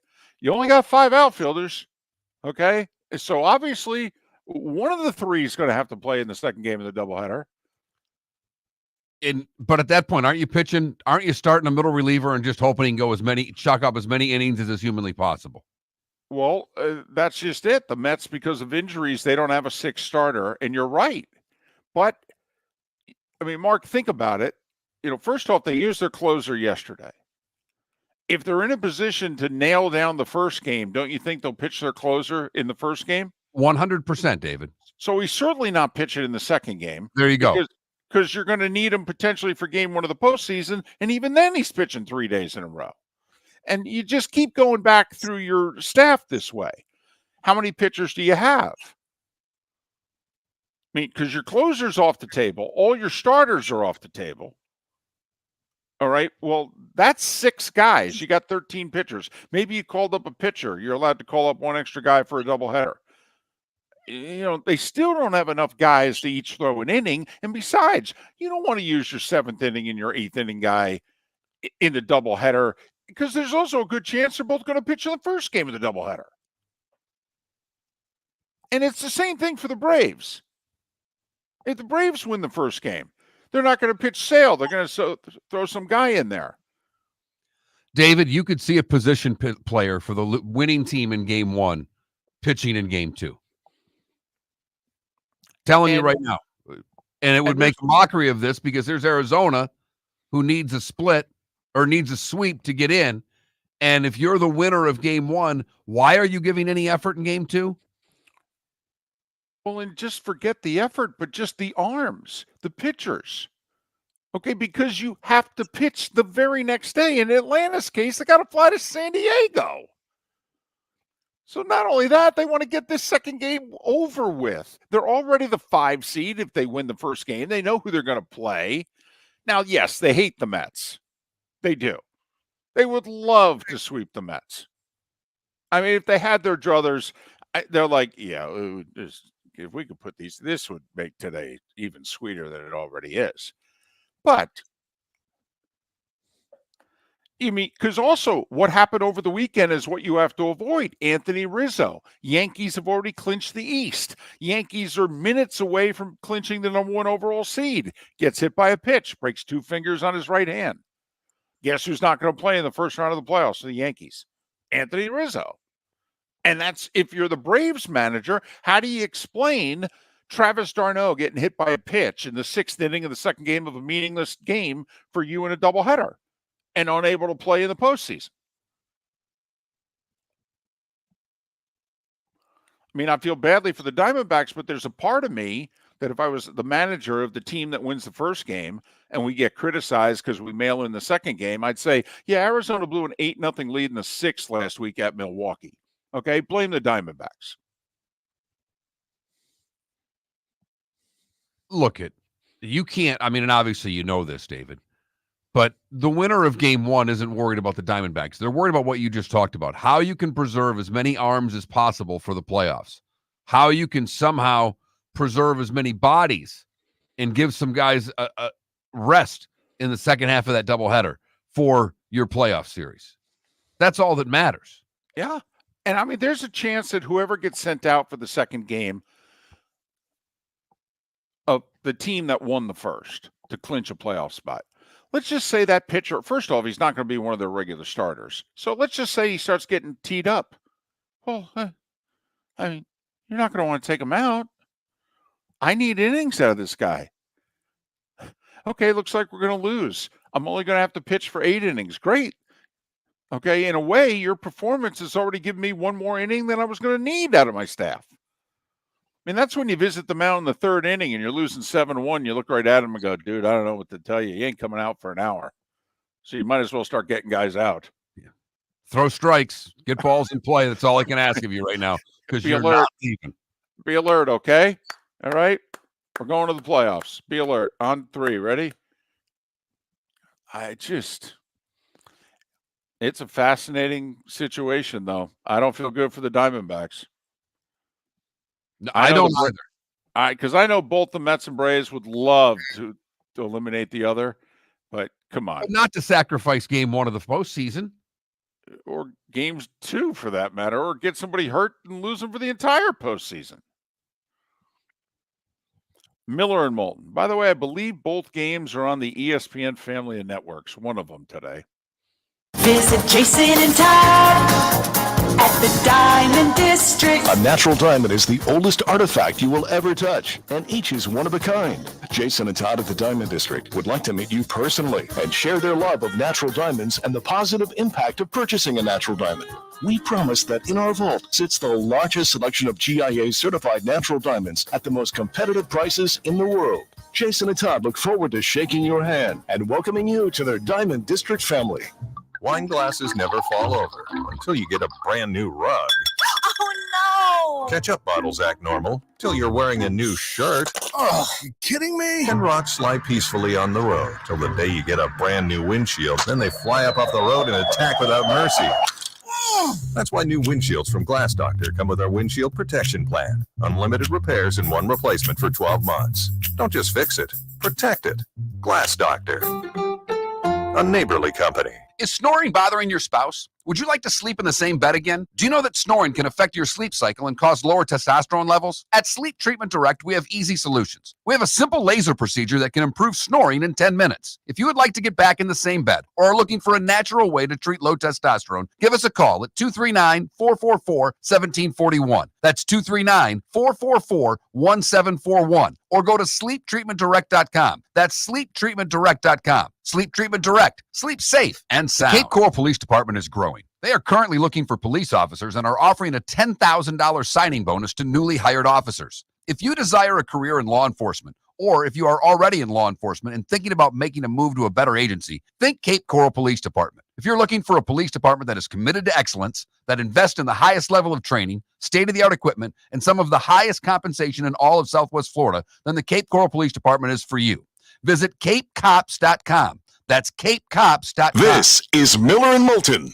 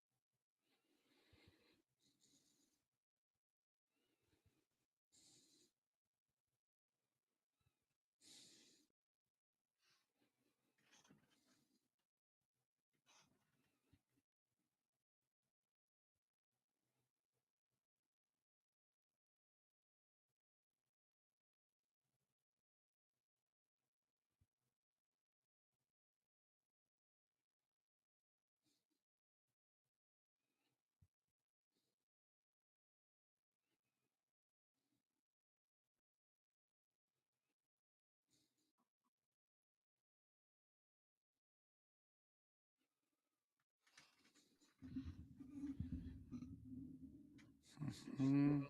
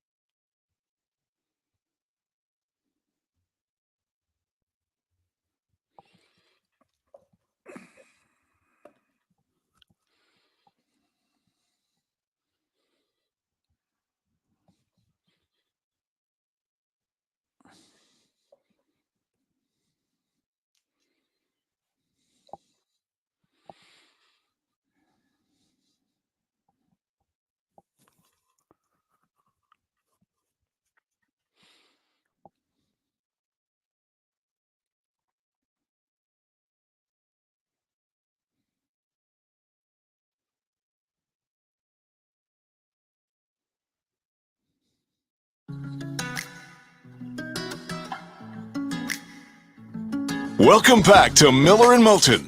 Text the guys what's in your mind at 21,000. That's 21000. And now, here's David Moulton. 22 minutes till the top of the hour. Miller and Moulton, millerandmoulton.com, Miller_Moulton on X. So, did you listen at all to the Eagles-Bucks broadcast yesterday? I did not. Tom Brady doing his first non-Cowboys game after 3 straight Cowboys games to start his broadcasting career. He was in Tampa for the Bucks and the Eagles. Obviously, a bit of homecoming for Brady, who late in the, I think it was first half, I think at the 2-minute warning, they took a shot of the broadcast booth, and Brady was given a standing ovation by, those at a very hot Ray J, 94 degrees, never mind the temperature on the field and all that. So Baker Mayfield, did you hear about the comments? He did a podcast like a week or so earlier, and he did it with a bunch of Cleveland guys, and they're just talking about, how life is different. And he said something to the effect of, yeah, when they got me, they just said, listen, just be you. If you want to be your outgoing personality, that's fine, because, things, with Brady, it was serious here. Things were uptight here. We were serious. Okay. So if you just want to be you and, have fun with some of the guys, just, go do it. They'll probably, like the change. So I give Fox credit, Mark. They went there. All right. They had the quote. They put the graphic together. I'm sure at the production meeting, they said to Tom, they said, hey, you wear the quote. And he goes, oh, I'm wear the quote. All right. If we get in a blowout situation, this is part of our blowout material. You okay if we go with this? And I'm guessing that Tom said, fire away. Early fourth quarter, baby. Bucks are up 3 scores. We're filling time. So they put the graphic up. All right. And Brady answers by saying, weren't having any fun, huh? Things were stressful. I thought stressful was not having Super Bowl rings. If I wanted to have fun, I'd go to Disneyland with my kids.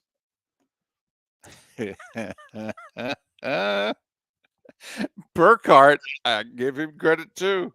He says, you're a little fired up about this, aren't you? Tom goes, oh, yeah, juices are flowing. They're still there.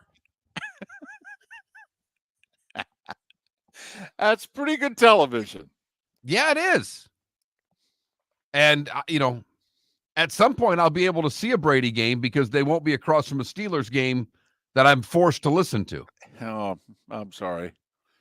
And I'm at a dilemma because she doesn't sit and watch the whole game. She gets up and does things, and then marches back in and expects the volume to be on. And what happened? And I'm stuck there because I didn't want to watch Steelers Colts. I had no desire to watch Steelers Colts. It was a bad football game. It ended up being all right by the end, and it was close and competitive, but it was aesthetically not that pleasing for long periods of time. And it was the NFL. It's a great TV show. It was a close game. Right, of course it was. By the way, sidebar, how about that 15-yard penalty on Minkah Fitzpatrick? What, come on. What's he supposed to do? Suspend himself? He's running full speed at a guy. The guy jumps up at the ball, can't reach it. Minkah doesn't lay him out. He actually lands. You could see him. He begins to ball up. He turns his shoulder so that he only makes shoulder-to-shoulder contact. He slows down as much as he can without completely blowing out his tires, so to speak. And it didn't hit him in the head. It was shoulder to shoulder. It was the side of the shoulder. he was defenseless 15 yards. Oh, he can't suspend him. It's gravity. I mean, didn't you guys take science? Haven't you seen football before? Here's my question. Let's say the ball actually hit the receiver. Let's say he caught it and he hit him. Is it still a penalty? I don't think so. But he was no matter what, he's defenseless. I know. And it kept the drive alive, and the Colts scored. And listen, the Steelers shouldn't have been down 17-0. Pickens has got the ball at the 10-yard line, and he doesn't hold on to it, and the Colts recover. I mean, the Steelers can blame themselves, but that call, that's like the imaginary roughing the passer call in which you go, are you serious? That's roughing the passer? Well, I'll tell you what, that is the one thing. If those of you that are watching both Saturdays and Sundays, the difference. Oh, golly. Oh, I mean, my Milrow goodness. takes that hit, gets landed on. Mark, the Wisconsin drill, 5 penalties they had on the USC quarterback Morris. 5 times they hit him, either a split second late or drilled him into the ground. 5 times I counted, in which you're like, oh, well, that would have been 15 yards tomorrow. Not one penalty. You can kick the out of a college quarterback. Yes, you can. It's as if college football is like, even with COVID and red shirts here, they're only here for a limited amount of time. Just have at it. Go nuts. What a difference. So anyway, I just thought you'd like to, also I give Tom Brady credit yesterday. He made some news. He brought to the broadcast his free agency note cards. And he took notes on the 3 or 4 teams that were interested in him that he was seriously considered going to. And he unveiled a team that we had never heard of before. The Chicago Bears. He described their recruiting as stealth. They made a stealth effort to get me. But after looking at what happens to any other quarterback that goes to Chicago, I opted out. And so he kind of hinted at, Mike Evans, Godwin, Arians' offense, that I just thought it was a little better situation. Never said anything about the weather or the state taxes or anything like that. He just, made it sound as if I thought Tampa I'd have a little more to work with in Tampa. But that was some news from Mr. Brady yesterday. Yes, it was.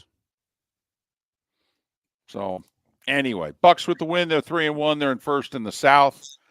And they got the Falcons coming up Thursday night. Yeah. Yeah. What's more surprising to you, by the way? Jacksonville 0-4, Minnesota 4-0. Minnesota 4-0. Minnesota 4-0. What they are doing with Sam Darnold is incredible. And they're doing it on both sides of the ball. This guy was hot garbage. And he now looks as if he could be a very serviceable NFL quarterback. Maybe even better than that through 4 games. He's been damn near perfect. And I don't think any of us saw that coming, David. Mark, we certainly didn't see it coming. I remember we did a segment on the Vikings during the offseason in which we said, after week 1 against the Giants, how many games are they going to be favored in? Because think about it. Week 2, they hosted the Niners, and they were an underdog in that game. Then they hosted the Texans. And by the way, Houston came in 2-0. And if we didn't even add that into our off-season segment, we just knew they were hosting a division winner and a 10-plus win team. Then they were going to go to Green Bay. Now think about it. Think about the last 3 wins in a row. for the Vikings. San Francisco, Houston, Green Bay. David, I'm going to need the Vikings to go 1-12 the rest of the way for me to be accurate on my prediction of what they were going to do this season. To tell you just how wrong I was. I had them in last place as a 5-12 team in the division. I mean, we went through like their first half of the season in which we wondered how many times were they going to be a favorite. Like we thought Houston would be a slight favorite. And was Houston? Yes. Yeah, they were like Vikings were 2-0. Point favorite. Yeah. So they were like a 1 to 2 point favorite opening day against the Giants. But we said take that out of the equation. They'd be an underdog to the Niners. They were. They'd be an underdog to the Texans. They were. They'd be an underdog to the Packers. Okay. Now I think with the Jordan Love injury and what have you, but weren't they still an underdog? Yeah, Green Bay was 2.5 point favorite. Yes. Yeah. So they're 4-0. They've been an underdog 3 times. And then we said, well, they're going to go to London and play the Jets. And we're like, well, they're going to be an underdog in that game. Well, it turns out now they won't. And then they're going to come home and they're going to host the Lions. And we said, well, they're probably going to be an underdog in that game too. Now I'm guessing now they'll be a slight favorite. And then we talked about them going to the Rams. And at the time, the Rams didn't have all the injuries. They're coming off being a playoff team. You know, they're hosting the Colts. We thought, well, that'd be close to a pick 'em. Then they're going to Jacksonville. Well, they'll be an underdog there. Yeah. Now you're looking at the Vikings and you're going, are they going to win 12, 13 games? Holy mackerel. Who wins more games right now? The Commanders or the Vikings? Vikings. I'll say Vikings. They have a 1-game lead right now, which helps. But Vikings, even though their division's tougher, their division games are harder. There's no doubt about that. You know, but they got some, you know, they got the Titans. I will say they're going to host Kirk Cousins and the Falcons. They'll do that like a week or so after Thanksgiving. But, I mean, man, they were up 28-0 on the Packers at Lambeau late first half yesterday till one of their guys muffed a punt. They were kicking them. I was watching it with somebody. Mark, when's the last time, and I'm serious, just off the top of your head, when's the last time a team went into Green Bay when the Packers had to play their starting quarterback, either Favre or Rodgers? When's the last time a team at the 2-minute warning had a 28-0 lead at Lambeau? I don't know if anybody had, David. I know. I don't know if anybody had. I'm watching this game going, nobody goes to Lambeau and kicks the snot out of the Packers like this. I mean, it was Alabama, Georgia in the first half yesterday, Vikings, Packers. Maybe a little bit in the second half, too.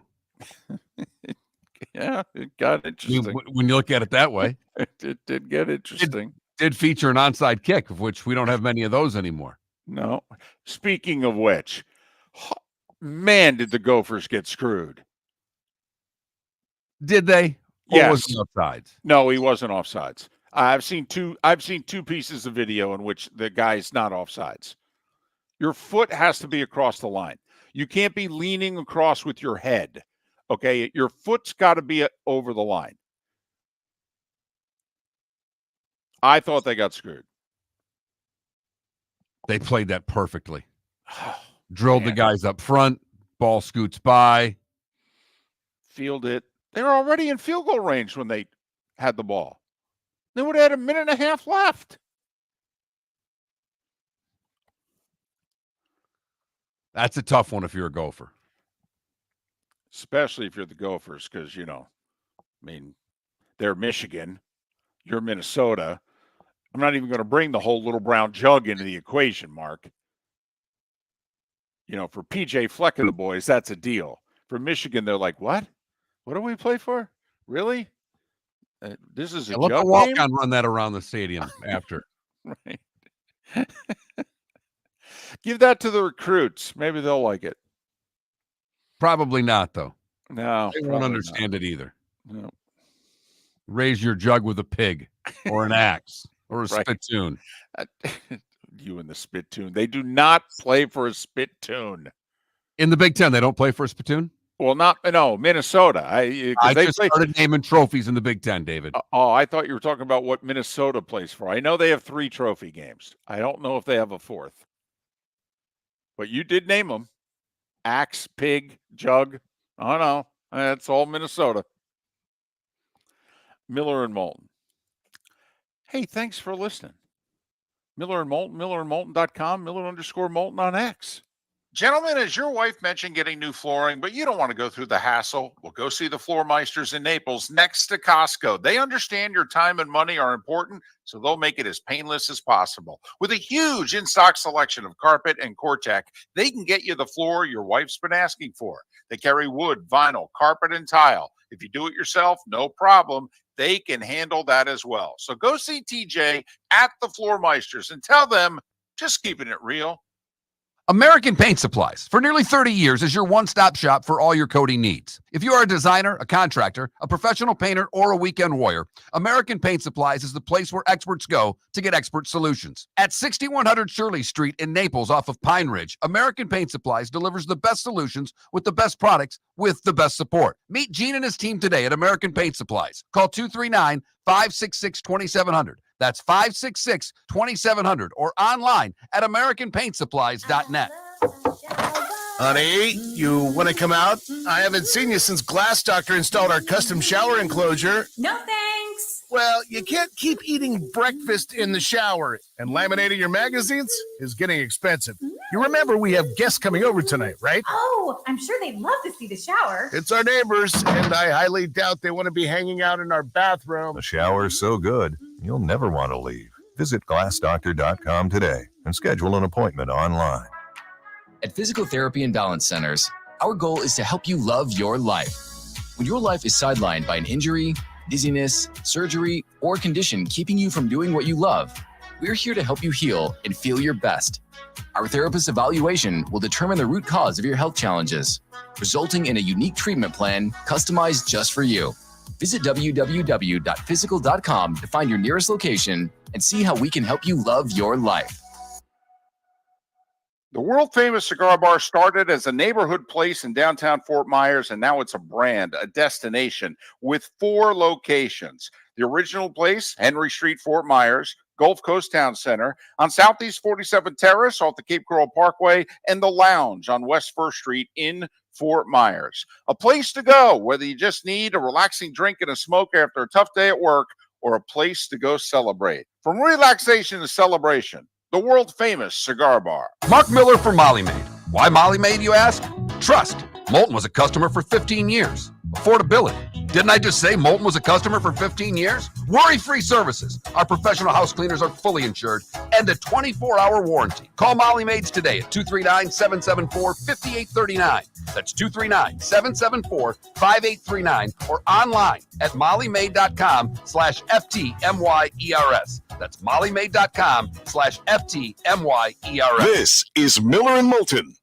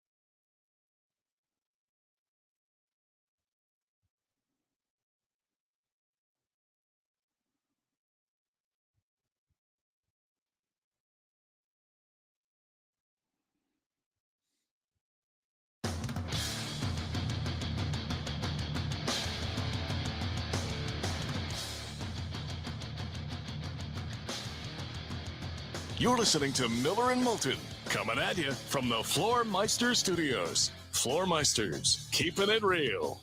And now, here's Mark Miller and David Moulton. We are halfway home on this Overreaction Monday. That's if you live in the 239 and the 904, because the Diamond District bonus hour is an hour away. If you live in Charlotte County or Lake City, it's the final hour of Miller and Moulton. MillerandMoulton.com, Miller_Moulton on X. Thanks so much for being with us. A lot of football talk, obviously, today. An interesting baseball situation. It's not an off day. It's a doubleheader between the Mets and the Braves. Each team needing a win to make the playoffs. Arizona sitting at home going, come on, need a sweep. And, of course, the thought is if there's going to be a sweep, it's going to be Atlanta sweeping the Mets. Because, Mark, what do we know about Atlanta's relationship with the Mets? They own the Mets. They are the Mets' daddy. There we go. That's the relationship. They are the daddy. They are the Mets' daddy. But given the fact that if the Braves win game one, they have absolutely nothing to play for in game two. Nope. Just how will this whole second game play out? From a baseball standpoint, it's fascinating. Because there are only so many spots on a roster. It's not college football. You can't put in your second and third stringers. Right. You can't put in the guys with the same number. Okay. Now put in the backup 4. Put in the backup number 4. Right. Always love that. The college rosters when they put it, especially on special teams. That's when the backup, numbers are playing and it's like, oh man, that's not so-and-so, is it? Well, they're both 6'2". I like the guys that have to switch jerseys for special teams. Right. That they wear a certain number, but for special teams, they have to put on another number. That I enjoy even more. There was a college game on Saturday, a competitive game. I guess on one of the punts, the team punting had 2 17s on the field. It was a special teams play. They had 2 17s. Didn't get caught. So they got away with it. But, yeah, it drives me nuts. We've had a few people comment on the Twitch chat room. We've even had a couple here on the text line at 21,000 asking our thoughts on Colorado. Yeah. And their win over UCF. It was their most impressive win to date this season. Both lines of scrimmage played well. They ran the ball a little bit. Mm-hmm. They kept UCF mostly from getting to their quarterback. And were able to get a little bit of a pass rush of their own when UCF became a little more one-dimensional. Because all they want to do is run, but they got into a spot where they had to throw it a little bit. But I thought it was the most impressive win Colorado's had all year in a division that looks, or a conference rather, that looks like it's there for the taking for anybody. Well, it's definitely there for the taking. And if you're a fan of Deion, because I don't know how many Colorado Buffalo fans that we have, but there are a lot of Deion Sanders fans, so they're rooting for Colorado. If you're rooting for or against the Buffaloes because of Deion, Arizona upset Utah. So, Utah went to Stillwater, beat Oklahoma State, all right, and then what was it? K-State and Oklahoma State had their kind of showdown. Loser Right. would have their second Big 12 loss, so that was a big game. And K-State won it resoundingly. And so it looks like Oklahoma State's out of the equation. But also Utah suffered a loss at the hands of Arizona. So, you're trying to make the Big 12 title game. You're trying to compete for a spot in the playoff. Well, Colorado's tied with BYU and Texas Tech right now atop the Big 12 standings. And Colorado, what is K-State this week? They have Or K-State in 2 weeks. They've got an 2 off weeks. week this week. Okay. And Mark, you're right. It was Colorado's best game of the year by far. I mean, they got physicaled by North Dakota State, who ran the ball for like 260 on them in the first game. Nebraska shellacked them. The final score was not nearly as indicative of how much Nebraska manhandled Colorado in the second game of the year. Colorado was not that impressive, had to add a late score just to make it look like it was a halfway decent win against Colorado State. Okay, obviously they got outplayed and should have lost to Baylor and needed a Hail Mary just to force overtime. And then Baylor's about to tie it in overtime, and they fumble at the 1. So they were lucky, as you know what, to win their Big 12 opener. And it's not very often, in Saturdays, Fridays, Sundays, Mondays, Thursdays, that a 14-point dog goes on the road and just shellacks who they're playing. And make no mistake, they shellacked UCF. Yeah. Which, by the way, can we have a quick UCF sidebar? Yes. So what's the marquee win for Gus so far at UCF? I'm waiting. Yeah, I think they are too. That had to be pretty disappointing if you're, I mean, not as disappointing as the Ole Miss booster this weekend. I mean, this is supposed to be the best team we've had in 60 years. Certainly the best team we've had since Eli nearly took us to the SEC title game 21 years ago. And not only that, you can say whatever you want about Lane Kiffin. How many times has Lane at FAU or Ole Miss lost a game that he shouldn't have lost? If it's a win on Lane Kiffin's schedule, he gets the W's. The knock against Lane is, well, how many times has he beaten, the top 10 teams? I mean, can he really take Ole Miss to the playoffs, if Bama and Georgia are on their schedule, blah, blah, blah. But when Kentucky is coming and they're a 2-touchdown favorite, they're going to win. That's the first bad loss of Lane's. I could argue it's the first bad loss of his head coaching career, but I think it's the first bad loss of his Ole Miss career. And that's a bad loss. Now, I know Kentucky played Georgia really well and did that at home, but South Carolina ran up and down the field on Kentucky. So I'm not sold on this great Kentucky defense just yet. But you could argue the two most disappointing losses of the weekend. Ole Miss, I think, gets worst loss of the weekend. Without question. That is its own area code, if you know what I mean, David. But I think UCF's a medalist this weekend for worst loss of the weekend. 14.5 point favorite at home. It wasn't because of them, but Fox brought their pregame show to them. So they got a 2-hour infomercial. Then they got a primetime slot at 3, or at least a network slot at 3:30. And they got whooped.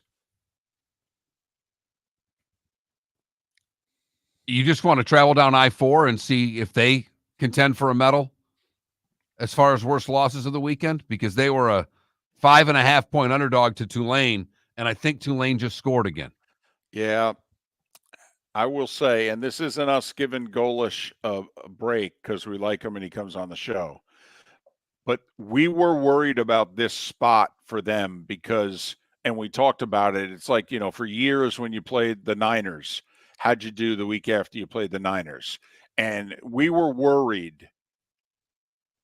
They played Alabama and they took them into the fourth quarter, and it wasn't until the fourth quarter that Alabama physically looked like the superior team. And it took a while the next week for South Florida to recover. Remember, they fell behind 14-0 early the next week against, I think, Southern Miss. But But we were really worried. It's kind of like the boxer, Mark, and they come back on, 6 weeks later, 8 weeks later, after they got dominated by their last opponent. And you're like, did he take enough time off before this fight? Because he got worked last time out. You sure he's ready? Oh, yeah, he's ready. He's had good prep. And we were like, I don't know if South Florida is going to be ready for Tulane because they got worked. They weren't ready. They got whooped badly. Yeah. So I think I think the Ole Miss loss is clearly the worst loss of the weekend.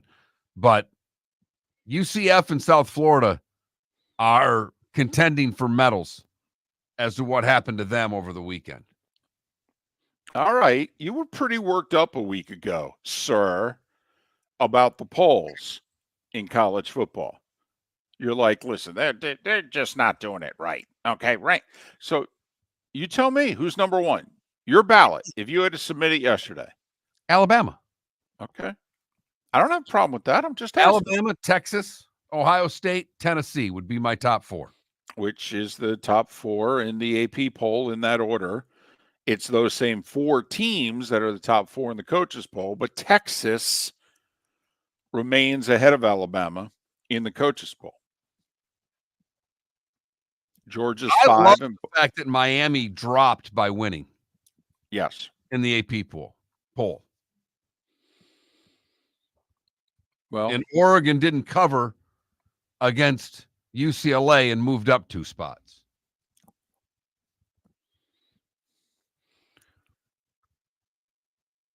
Now, see, this drives you nuts. It does. Okay. And you know my feeling that this stuff it's all just for conversation. That's why we have preseason polls. It's why they do this. It's just to get talked about. It's for publicity. I mean, Oregon's going to play Ohio State in 12 days in Eugene. It's all going to work itself out. I understand, but if you're the ACC right now and you see Miami dropping while winning and Georgia ahead of you with a loss, you're trying to get 2 in. Yep. You're trying to figure out a way that Clemson and Miami both get in, because Louisville, if they would have won, they'd be in the conversation. But Louisville's now, basically has to run the table to get in. By the way, Clemson 15th in the AP, 14th in the coaches. Just keep on keeping on. 2-touchdown favorite in Tallahassee coming up on Saturday. Just keep on winning. But your point about Oregon doesn't cover against UCLA, they move up 2 spots. Penn State doesn't cover at home against Illinois, and that's even with a defensive touchdown, and they moved up 2 spots in the one poll, 1 spot in the other. But Illinois was ranked. So there you have it. Miller and Moulton. Text line open at 21,000. Join us online, twitch.tv/Miller and Moulton if you want to see David's dance moves. All coming up right here on Miller and Moulton. Are you suffering from neuropathy? Do you experience stabbing pain, numbness, tingling, or burning in your feet? Are you tired of sleepless nights and avoiding life due to pain? If you've been diagnosed with neuropathy or experiencing pain or numbness in your feet, pick up the phone and call us right now before it's too late at 239-382-7332. Again, that's 239-382-7332. Neuropathy is a very serious and progressive disease where your nerves start to break down. Eventually, it leads to balance problems, falls, complete loss of independence, and can lead to amputation. Hi, I'm Dr. Eric Norrell, DC. Our program addresses the underlying causes and doesn't simply mask your symptoms with medication. In fact, many patients start experiencing relief from neuropathy symptoms within weeks. There's no surgery and no use of prescription drugs. Pick up the phone right now and call 239-382-7332. Call us today at Restore Health. 239-382-7332. American Paint Supplies, for nearly 30 years, is your one-stop shop for all your coating needs. If you are a designer, a contractor, a professional painter, or a weekend warrior, American Paint Supplies is the place where experts go to get expert solutions. At 6100 Shirley Street in Naples off of Pine Ridge, American Paint Supplies delivers the best solutions with the best products with the best support. Meet Gene and his team today at American Paint Supplies. Call 239-566-2700. That's 566-2700 or online at AmericanPaintSupplies.net. Gentlemen, as your wife mentioned getting new flooring, but you don't want to go through the hassle, well, go see the Floormeisters in Naples next to Costco. They understand your time and money are important, so they'll make it as painless as possible. With a huge in-stock selection of carpet and Cortec, they can get you the floor your wife's been asking for. They carry wood, vinyl, carpet, and tile. If you do it yourself, no problem. They can handle that as well. So go see TJ at the Floormeisters and tell them, just keeping it real. This is Miller and Moulton.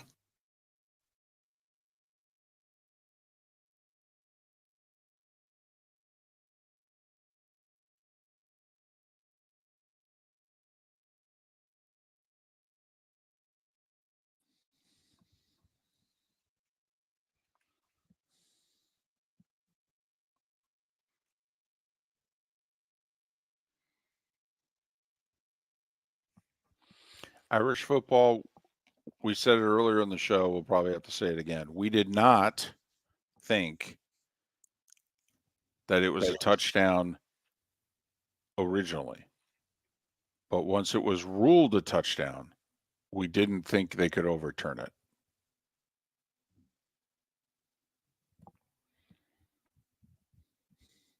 We did not see it as simultaneous possession. We saw it as an interception or an incompletion. But I thought it was an interception.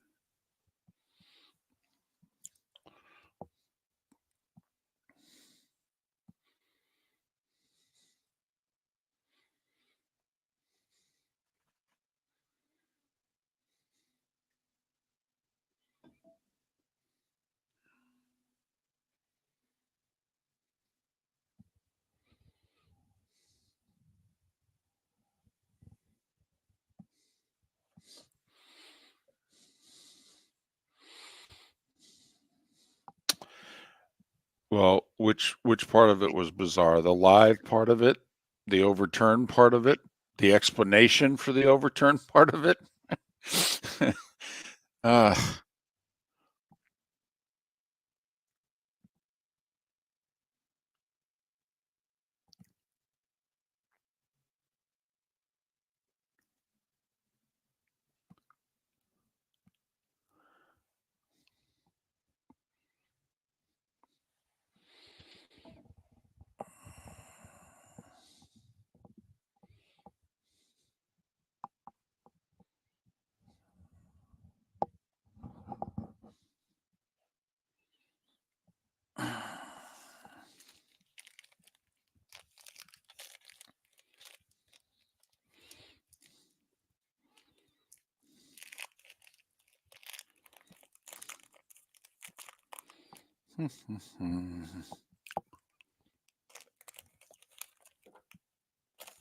Uh-oh.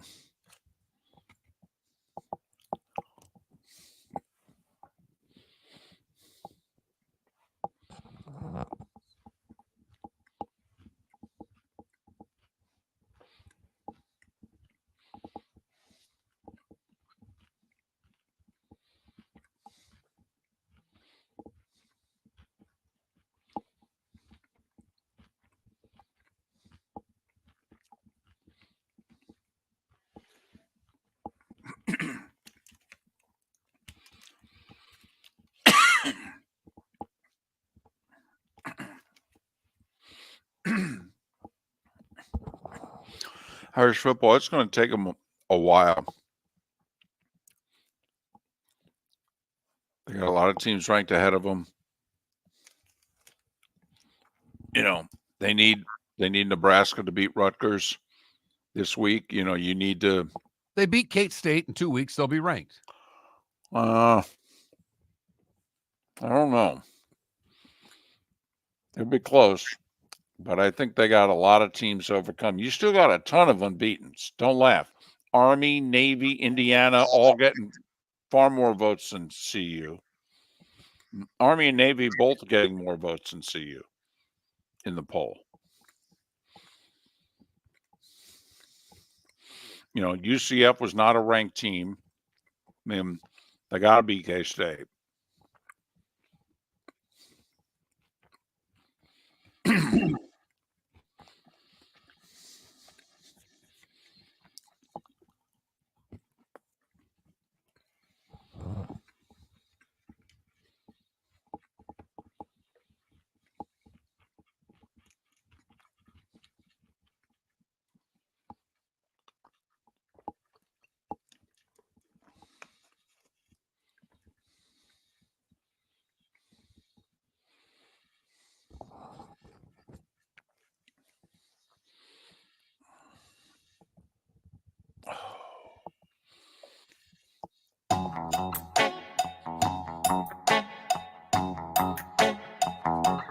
You're listening to Miller and Moulton.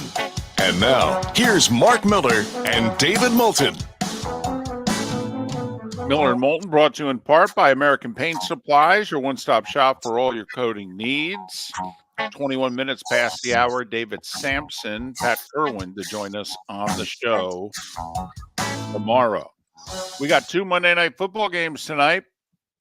The early one, Tennessee at Miami. Dolphins now a 2.5-point favorite. That's a remarkable swing. Wasn't Tennessee a 1-point favorite a week ago today? They were. In fact, I think they were a 1-point favorite when we signed off on Friday. The only thing that's happened since then is what? Tyler Huntley named the starter for the Dolphins? That's apparently worth 3 points. Wow. Seems like a lot. But Well, he's winless. a Pro Bowler after all, David. We know. He threw 2 touchdown passes that year, played in the Pro Bowl. And then Seattle. So we got an 0-3 team, Tennessee, playing Miami. We got a 3-0 team, Seattle, playing the Lions. Don't you feel about Seattle? Excuse me. I don't know what I feel about Seattle. What do I feel about Seattle, David? If I'll let you get that sneeze out and that cough or whatever it was there, something jumped, a frog or something jumped in your throat there. I think it can be definitely cured with a hot dog today from either Lafayette. Yeah, you need a Coney dog, David. That's what I'm sensing. But that's all right. I gotta see what I ate here. I ate a Chewy bar, okay, and a piece got stuck there, so I apologize. But do we feel about the Seahawks that way we felt about the Vikings? The Vikings, wow, impressive 3-0 start. That's really nice. Now go on the road and beat somebody. Okay, went to Green Bay and took it to the Packers for 2 of the 3 hours. David, I felt better about the Vikings coming into the weekend than I did the Seahawks. Seattle has, they barely get by Denver in a game that they didn't play all that well. Patriots in overtime. There's not much Seattle's done that impresses you other than the fact that they've got 3 in the win column. Geno Smith playing well, kind of like Sam Darnold playing well. Rookie head coach. They don't normally get off to 3-0 starts.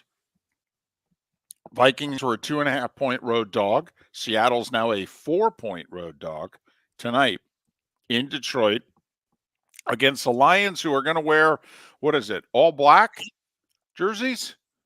Yeah, something like that. Aren't there colors like blue and silver? Am I missing something? What are we doing? You're on national television. What are you doing? You need to sell merchandise this badly? What? Come on. Where are the Silver Cross uniforms? They look like the Lions, for goodness sakes. This is the old guy in me. I know. This might be the thing I sound the oldest about. Of all the things we talk about, this could be the thing. And then I think you're halfway down the road. You're not as old as I am. You're older than you are. You go from mid-50s to probably, mid-60s, late 60s, on the verge of retirement. I go straight to the home. That's how old I sound on this. I don't like the Lions wearing black, but here's the thing, David. It's not like it's a team that has an identity with one jersey and being great in that jersey. They can wear whatever the hell they want. It's not like Michigan all of a sudden put black jerseys on and said, hey, we're wearing our third alternative jerseys here. No, you wear the winged helmets and you wear maize and blue and you look damn good doing it. All right, fair enough. That is a valid point, though. It's not like they've done a lot of winning, so they could kind of get away with it. All right. Okay. Home teams are 8-6 so far this week in the NFL, which means that home teams are literally 2 games above 500. They're 32-30. But we've had something happen this week between college and pro football that is yet to happen this season with regards to Miller and Moulton. David Moulton is guaranteed at least a 500 week. It may be a winning week. Could be. But he is guaranteed heading into tonight's game. He is 2-1-1 right now. And no matter what happens with Detroit and Seattle, that he has the Lions laying 3.5. No matter what happens, David Moulton will not, I repeat, will not have a losing week. My winning percentage is getting better week by week. 0-5, 1-4, 2-3, 3-4, and now no worse than 2-2-1. I had a horrendous week, 1-3-1. I am back to 500 at 12-12 for the season. Lee Sterling is 2-2, and he has Tennessee tonight +1. Yes. Should we give him 2.5, or do we have to go by Monday morning when he made the pick on our show? He made the pick on the show. It was Tennessee +1. That's true. If I don't get the 7.5 with the Chargers, he ain't getting the points with Tennessee. It's not working out that way. Fair enough. Lee did get his game of the week wrong, but he did get his 45-unit play right. And just so you know, we bet that 45-unit play, David, and it started out a little slow. It did. It was the over-under on the Maryland-Indiana game, and that game was 7-7 after the first quarter. I'm like, all right, Lee, need some points here. We need some percolating. Come on. And they percolated because that was done by the early fourth quarter that was an over in that game. So, yes, I need the Lions to officially have a winning week. That would be nice. My winning percentage would be slightly better than the 2024 Chicago White Sox, I think, if the Lions can cover for me tonight. But underdogs so far this week in the NFL. Now, it's close, but underdogs are 10-4 against the spread, but the underdogs have 3 half-point wins. 3. Giants kickoff were a 5.5-point dog. They lost by 5. New Orleans at kickoff was a 2.5-point dog. They lost by 2. And then the Chargers at kickoff were a 7.5-point dog and lost by 7.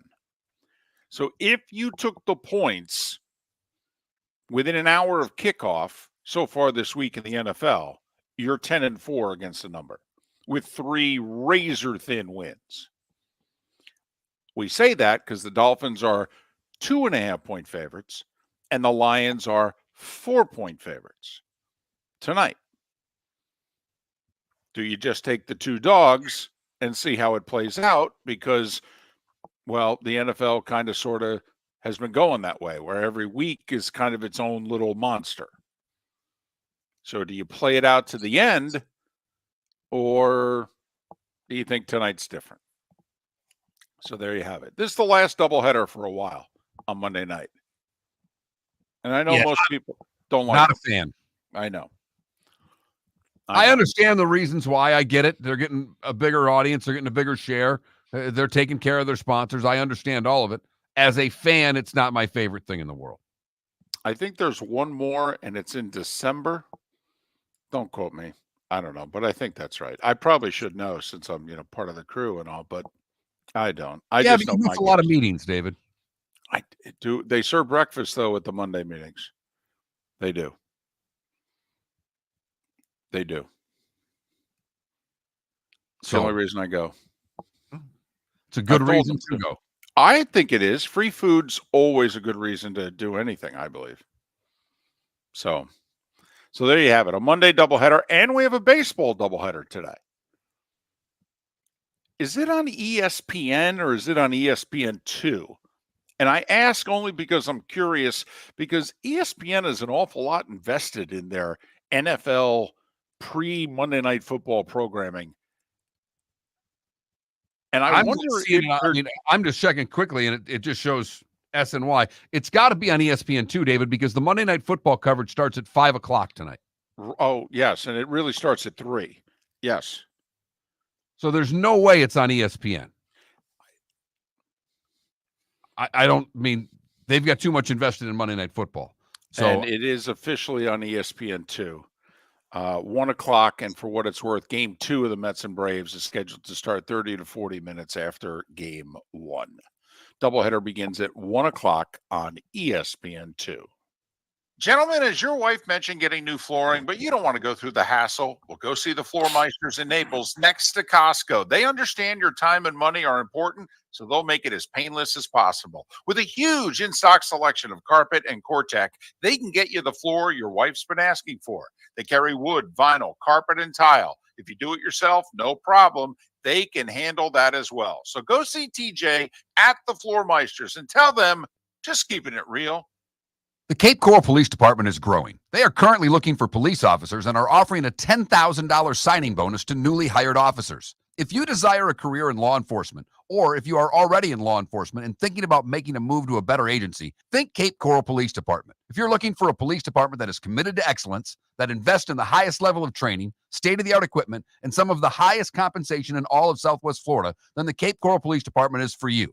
Visit capecops.com. That's capecops.com. Visit Jason and Todd at the Diamond District. A natural diamond is the oldest artifact you will ever touch, and each is one of a kind. Jason and Todd at the Diamond District would like to meet you personally and share their love of natural diamonds and the positive impact of purchasing a natural diamond.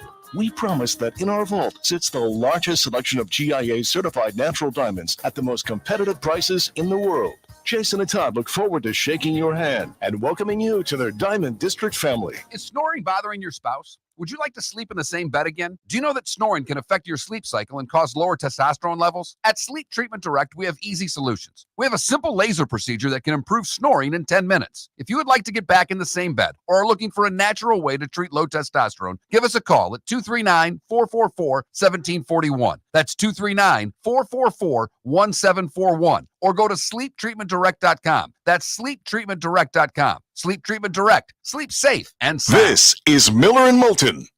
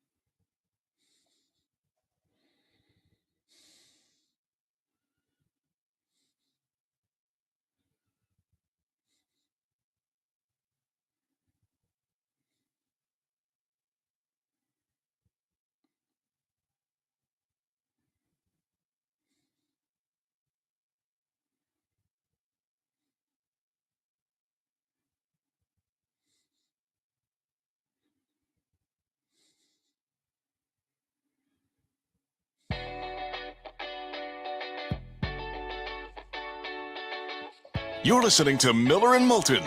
And now, here's Mark Miller and David Moulton. 22 minutes till the top of the hour, our final segment in Charlotte County and Lake City. The Diamond District bonus hour awaits in the 239 and the 904. Thanks so much for being with us, Miller and Moulton. MillerandMoulton.com, Miller_Moulton on X. You can text the show at 21,000.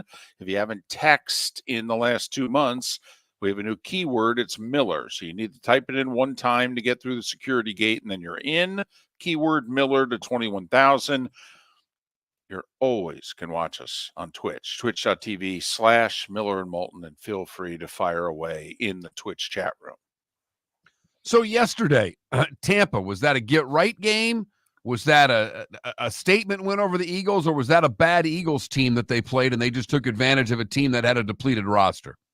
I think it was a get-right game for Tampa, and I do think that once the Eagles got behind, they were not equipped to properly come back without their top 2 wide receivers and arguably their best offensive lineman in Lane Johnson. So, the Bucs, who never start fast, especially at home, jumped out to 17-0, and it was like, oh wow, this sucker's over. So, you take away the Brazil performance, and the Eagles' offense has kind of been okay. Nothing. They were okay against Atlanta. Didn't rack up the points. However, they won the slugfest in New Orleans. I will also say, how we felt South Florida, coming out of the Miami game. I thought that Saints game was a war. That Saints game was nasty. Those 2 teams went after each other. There was a part of me when I saw Tampa Bay and the Heat jump all over Philly, I thought to myself, oh, wow, Bucs can thank the Saints here. Saints, I think, kind of, went to the body last week on the Eagles, and the Eagles didn't quite have their legs at the beginning of the game. Well, plenty of time to talk about it. Well, let's wonder, looking ahead for Tampa Bay and Atlanta. Tampa Bay with a routine go to the mill work win. Atlanta played the Saints in a tough game yesterday. We'll see what, if anything, that took out of Atlanta. And I'll say that, the Falcons, haven't they had all 4 games come down to essentially the final possession? Didn't they have a chance week 1 against Pittsburgh even to win or tie with the final possession? And then obviously week 2 and Monday night in Philly, then they lost really late to the Chiefs in week 3, and then they won at the gun basically with 2 seconds to go against the Saints. So the Falcons have been really good television. I'll say this, for a 2-2 team, they've been terrific TV.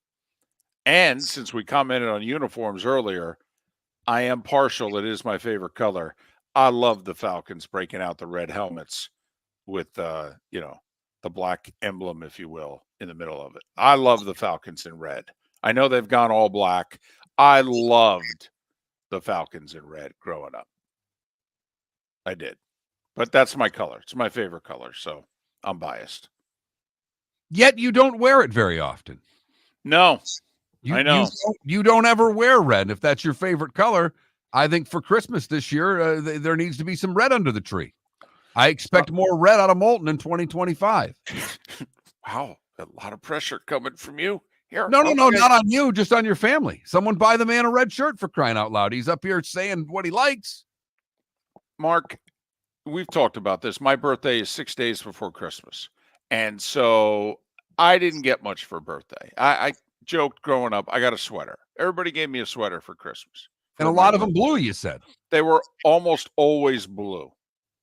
The occasional brown, once every 3 years, somebody get me a white one. It's like, oh, I'm going to spill something on this. I don't know if I should wear this. We might as well get this over with. I'll wear it now. I'll stain it, and then we could just give it away. But, yeah, all I did was get blue sweaters for years. And you're right. Nobody got me a red sweater.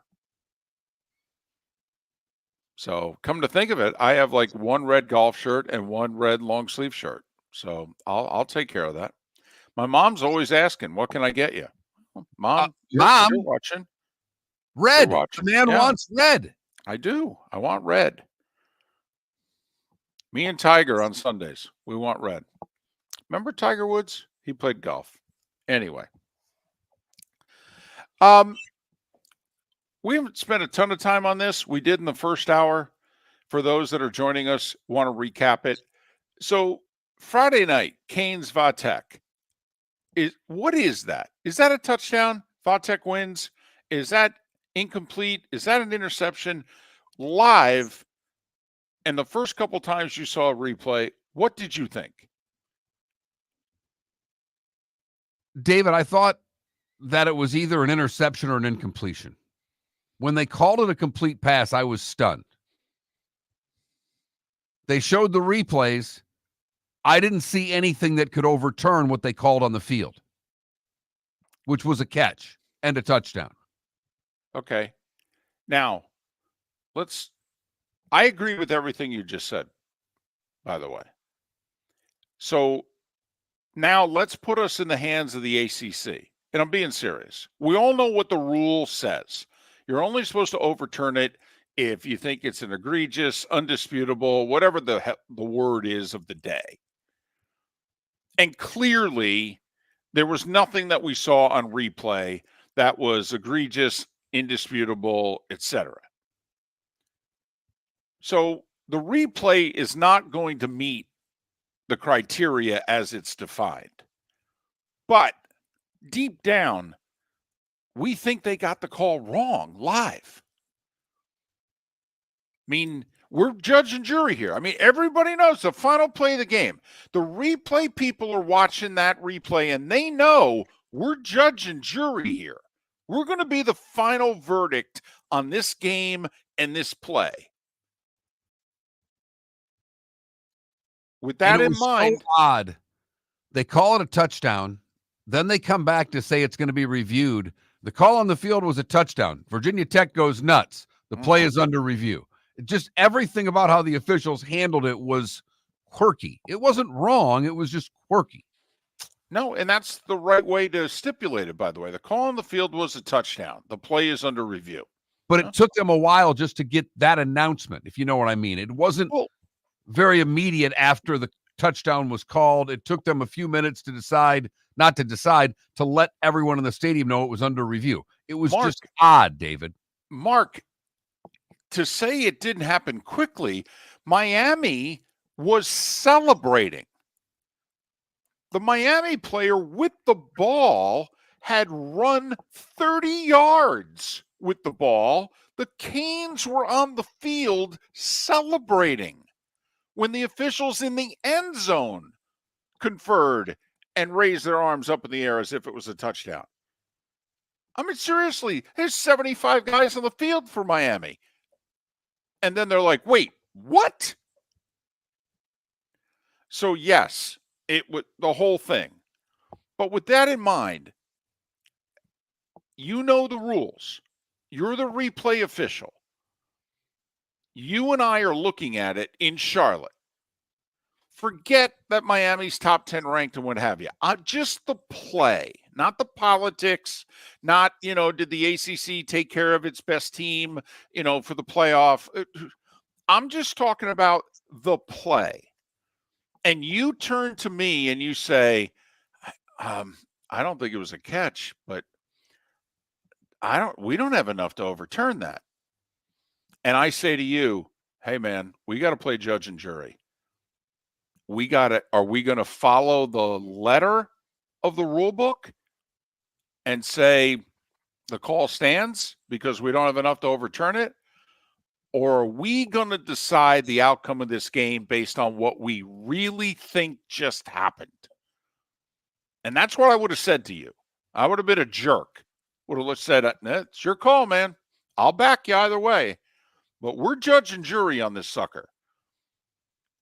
There's two definitions of right. There's following the letter of the rule book right, and there's what do we really think happened on that play? Complete, incomplete, interception. We got to make that ruling, or do we? No, actually, David, what they have to do is their job. And their job is very clear-cut in what it says it takes to overturn a call. Indisputable evidence. There was nothing indisputable about anything that I witnessed in any of the angles that I saw. There was things that were close. The back end zone shot that looked like the ball might have been coming out. There's also the other angle from the end zone where the Miami player that we feel was involved with making contact with the ball is out of bounds at the time that he's making contact with the ball. The ACC, 2 hours after they reversed the call on the field, released a statement saying, yeah, the Miami player had his hand on this ball and he was out of bounds. At that moment, the play's dead. It's an incompletion. I still don't understand that. And I'm not saying that I'm this rule czar or anything, but I've actually read the rule book. I'm a bit of a geek about this stuff because this stuff comes up in our broadcasts. We really can't be wrong. You know, Gary and Troy turn to me and they go, now, fortunately, with Troy's case, we have an official in the booth and Gary can call Gene, who's watching the game in New York. But I mean, we didn't have an official for most of the 18 years that Gary and I worked together. We had to kind of figure this stuff out live. I had a rule book in front of me in the booth. There were many times I was going through the rule book and giving it to Gary, and Gary was reading Section 2, Clause 8 on page 34 live on the air. That is what makes a great broadcast, and I'm not saying that with any sarcasm. As someone who did play-by-play hockey and had to go to the rule book many a time, that is a great broadcaster right there. I knew you'd appreciate that. Damn right I do, David. There's no, you may think there's snark in this voice. There is none whatsoever. Mark would say to me, you got your books? And he meant, do I have the Phil Steele book and the rule book? Those are the Damn two right. books I need. I need my blue cards, my markers, a Phil Steele book, and a rule book, and I'm ready to go to work. But I honestly feel I know the rules pretty well. Obviously not like an official. I never have heard of an instance in which on a, quote, simultaneous catch, which is pretty clear what the on-the-field officials ruled. They ruled that a simultaneous catch, that goes to the offensive guy, touchdown. That I didn't think it mattered if the defensive guy had his hand on the ball and his butt was out of bounds. I thought it mattered what the offensive player had. But apparently it's the defensive player because a similar thing happened in a fumble in the Chiefs-Chargers game where the ball got batted around out of bounds and it turned out that a player touched it when it was out of bounds, so that ended the play. So that is the rule. And that's what the ACC ruled. They said, hey, the call on the field was simultaneous catch, touchdown. Well, if we're going with simultaneous catch, the defensive player's out of bounds. Therefore, the play's dead. Okay. All right. In that case, then, are you okay with what they did? Based on all the replays that you saw, if by rule, if the Miami player out of bounds is one of the two guys in possession of the ball, okay, are you okay with the call? The overturning of the call? I reluctantly, yes. If that is the rule, then I'm okay with it because he was out of bounds. The whole thing was a mess. Now, it's a hard play to officiate also. You do have to give the officials. I mean, it was a rugby scrum, for goodness sakes, on a Hail Mary at the back of the end zone. I mean, this is a very difficult play to officiate. And maybe this is the break the Canes needed. Because you knew there was going to be a game or two in which they were going to get pressed. And Virginia Tech played them hard all night long. And they didn't have their A game and still somehow managed to come out with a victory. Hell, I don't even know if they had their B game. I mean, Cam Ward did some special things. He also turned the ball over 3 times. But let's be honest, okay? The Jets The Jets lost the game yesterday that they had a chance to rally late and win against. Miami won the game. Okay, Ole Miss lost the game that they had a chance to rally late and win. Yep. So if we think of the three worst losses of the weekend, if you will, okay, or, Miami, the Jets, well, Miami would have been on the list, but they at least got it done.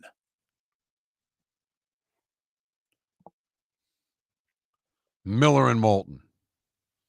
Getting it done with you on an Overreaction Monday.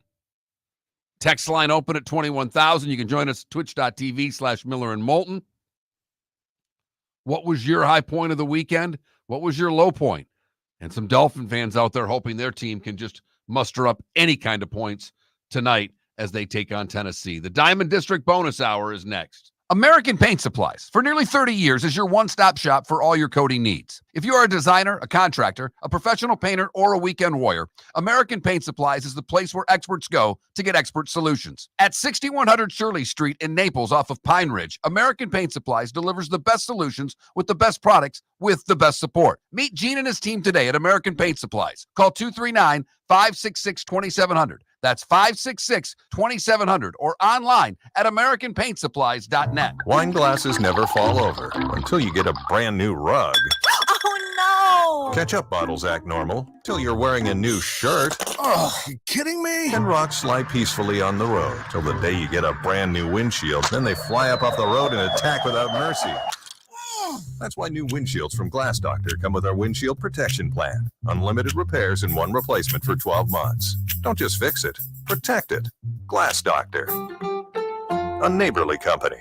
Gentlemen, as your wife mentioned getting new flooring, but you don't want to go through the hassle, well, go see the Floor Meisters in Naples next to Costco. They understand your time and money are important, so they'll make it as painless as possible. With a huge in-stock selection of carpet and Cortec, they can get you the floor your wife's been asking for. They carry wood, vinyl, carpet, and tile. If you do it yourself, no problem. They can handle that as well. So go see TJ at the Floor Meisters and tell them, just keeping it real.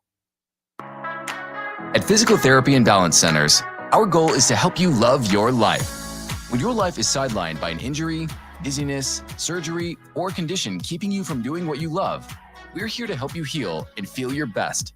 Our therapist evaluation will determine the root cause of your health challenges, resulting in a unique treatment plan customized just for you. Visit www.physical.com to find your nearest location and see how we can help you love your life.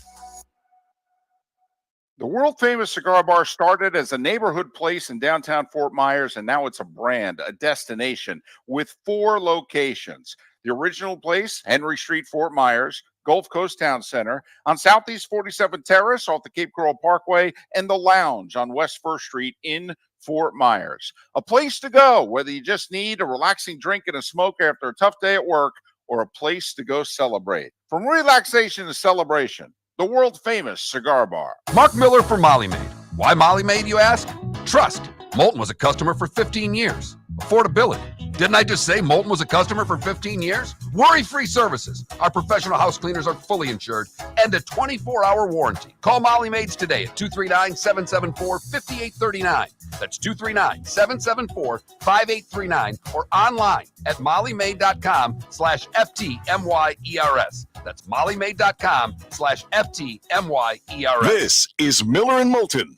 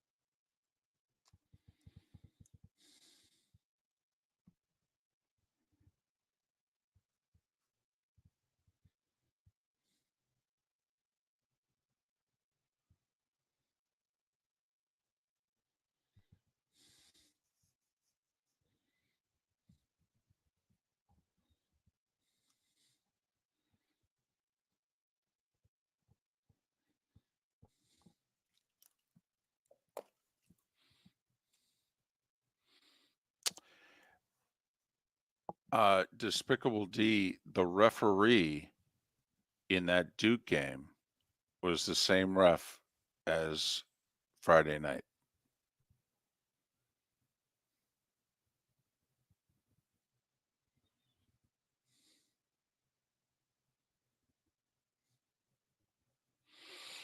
No, Major League Baseball wouldn't let him, Wes. What could have happened if the Braves had won yesterday, the Braves would be in the playoffs. And what could have happened is if the Mets then had won game 1 today, then they could have called off the second game.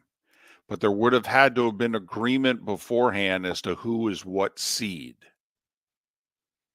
Because the two teams would have been tied and would have been 6-6 head-to-head.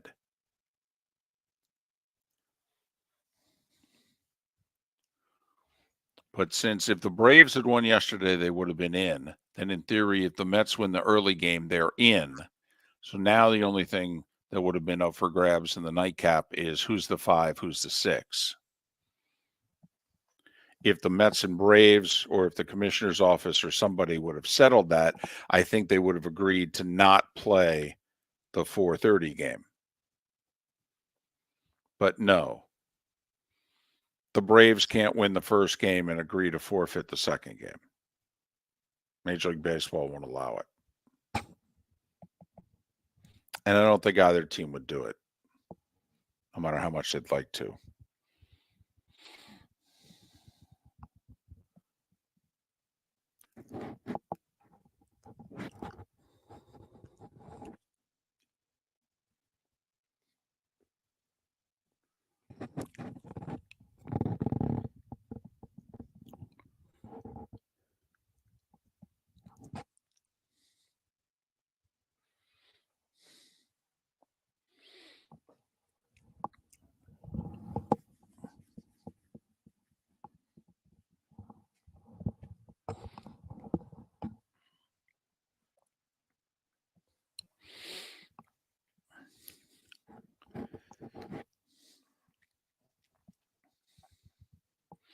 Despicable D, I have a feeling Murphy in Milwaukee is going to win Manager of the Year in the National League.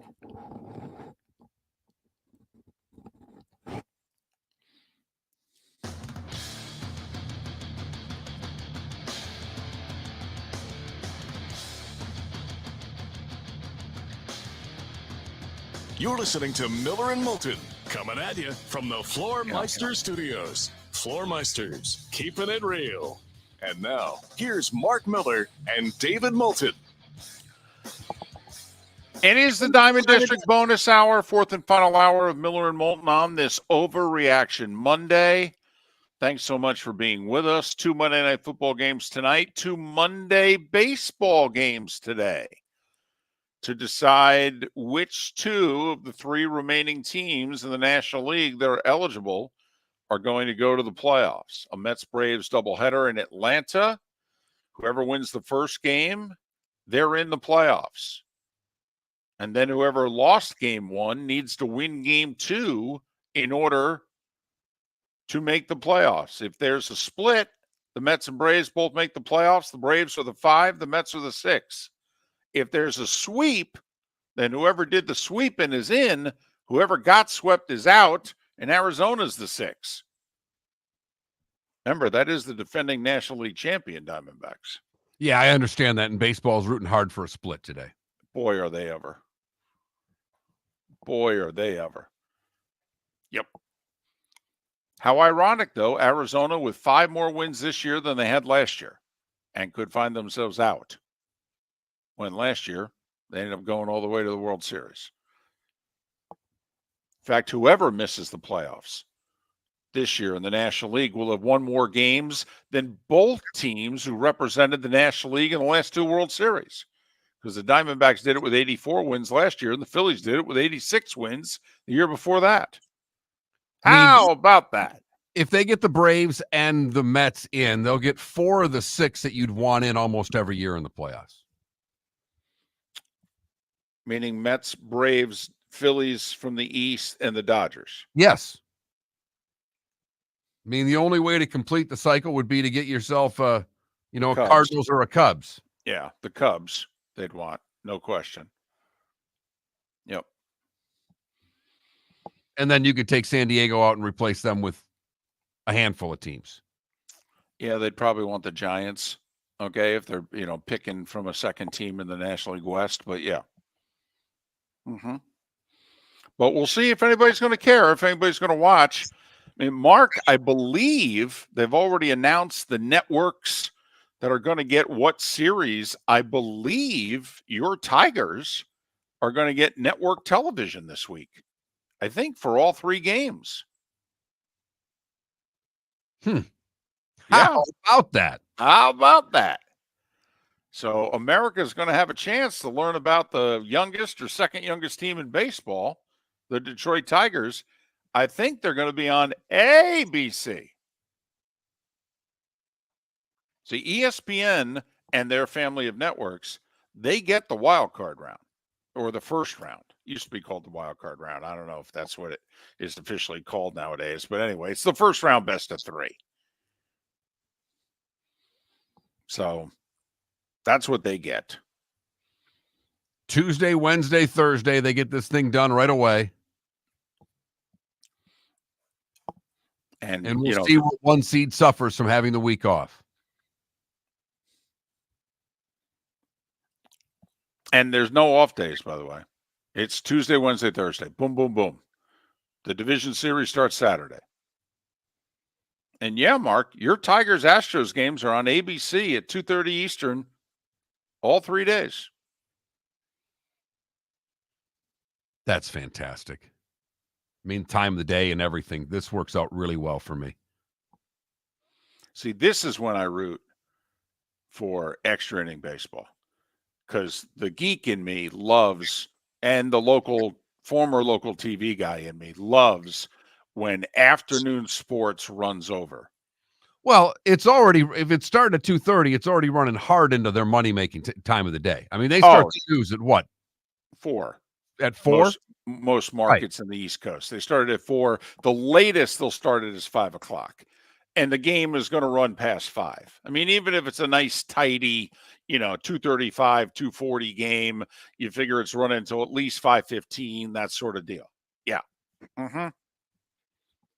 But Mark, I mean, come on. You start, because I remember it vividly, obviously, because I'm a Mets fan and what have you. But they started like the Mets and the Astros, game 6 of their 86 legendary series at like 2:30 in the afternoon, and it went 14 innings. And Peter Jennings in World News Tonight was not seen on the East Coast, all right, that day. Because, Keith Jackson and Tim McCarver had a baseball game to call. Thank you very much. All right, and whatever's going on in the world, it's not this important. We're tied in the 14th, okay? That's what's going on in the world right now. Watch Brokaw, watch Rather. We've got stuff to do.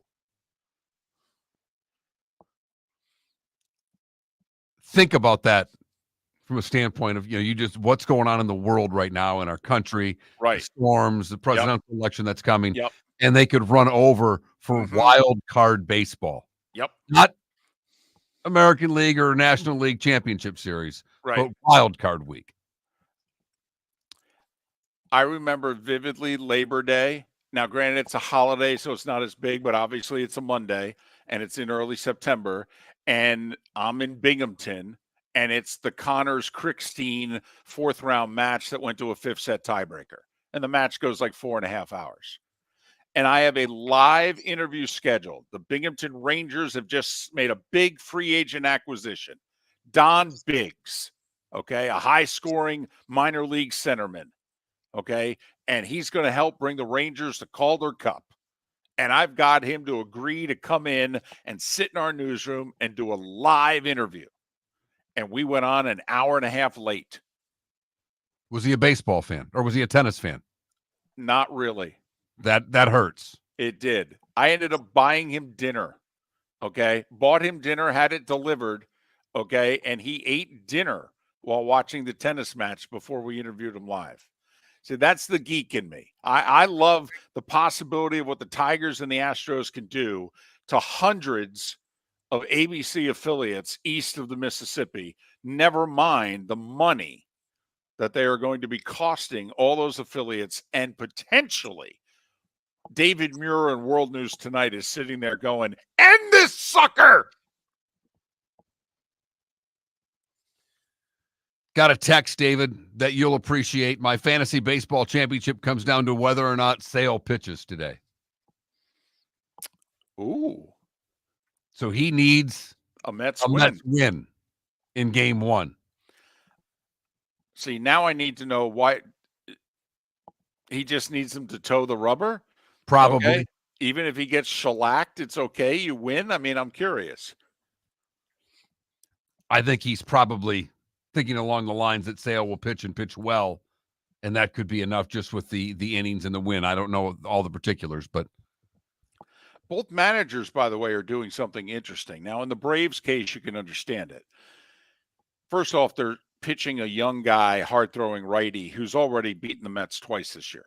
So they're going to send him at 1 o'clock. The Mets are actually sending their worst starting pitcher to the mound at 1 o'clock.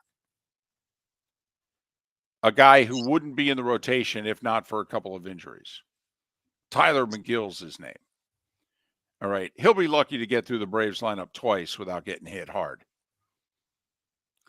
But the Mets then have their game 1 starter, ideally in the postseason, Luis Severino, waiting. And Mark, their theory is, well, if we lose game 1, the Braves are going to mail in game 2, and we're going to throw our best pitcher out there, or one of our best. And the Braves' theory is if we lose game 1, we're putting the Cy Young Award winner on the hill at 4:30 in Chris Sale to make sure we at least make the postseason. And I'll worry about Tuesday night in San Diego when we get there. that's all you can do. You've got to get to the playoffs. You got to get there. You got to get there.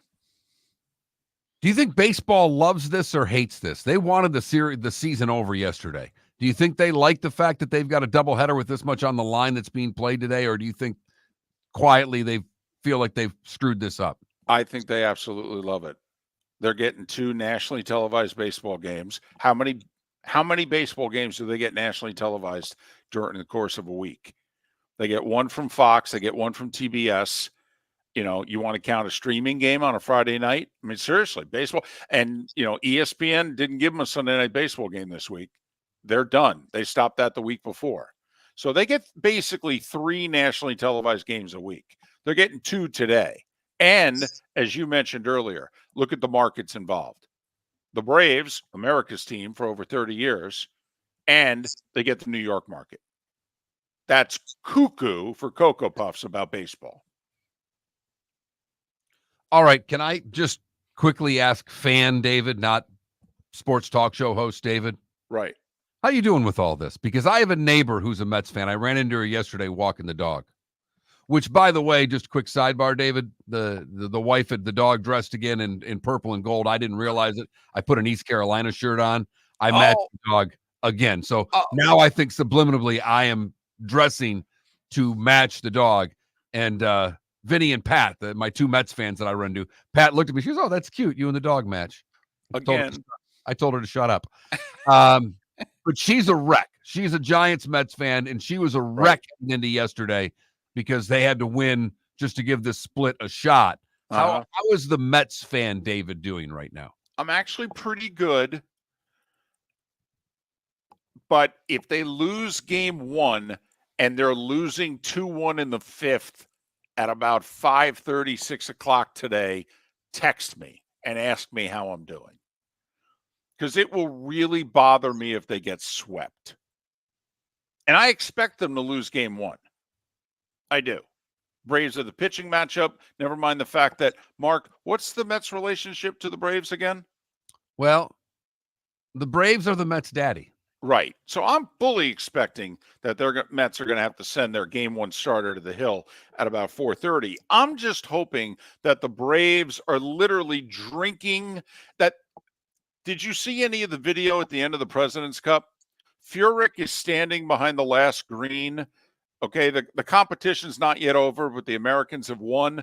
Max Homa is chugging a Budweiser right behind Jim Furyk while they're still playing.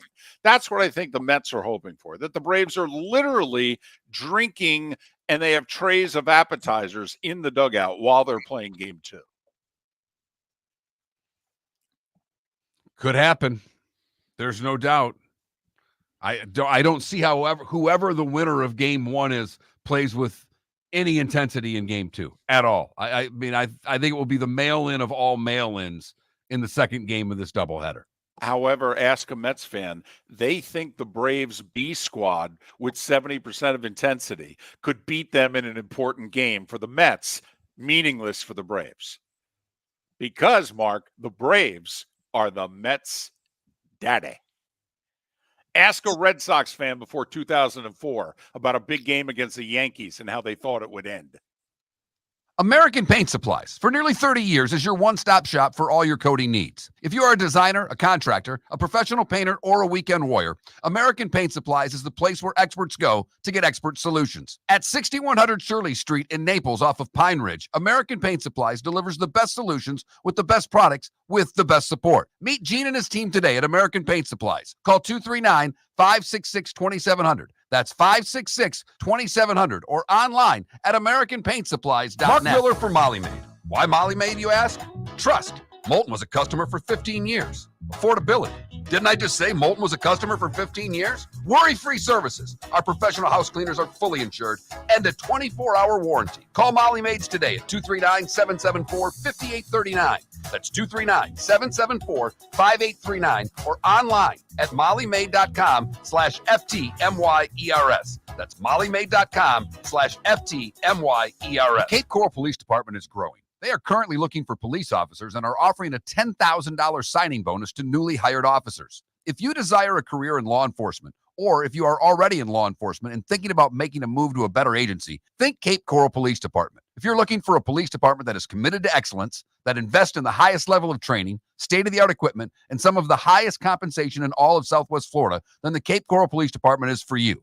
Visit capecops.com. That's capecops.com. Gentlemen, as your wife mentioned getting new flooring, but you don't want to go through the hassle, well, go see the Floor Meisters in Naples next to Costco. They understand your time and money are important, so they'll make it as painless as possible. With a huge in-stock selection of carpet and Cortec, they can get you the floor your wife's been asking for. They carry wood, vinyl, carpet, and tile. If you do it yourself, no problem. They can handle that as well. So go see TJ at the Floor Meisters and tell them, just keeping it real. This is Miller and Moulton.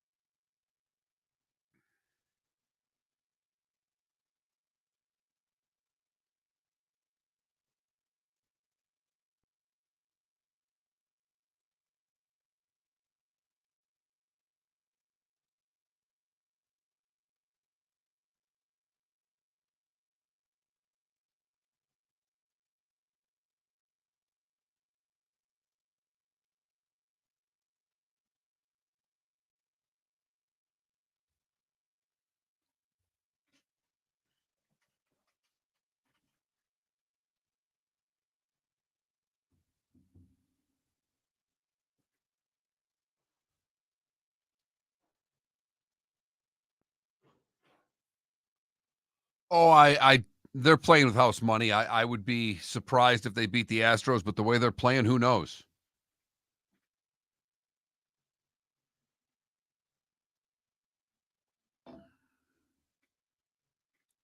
Scooble gets game one. All bets are off.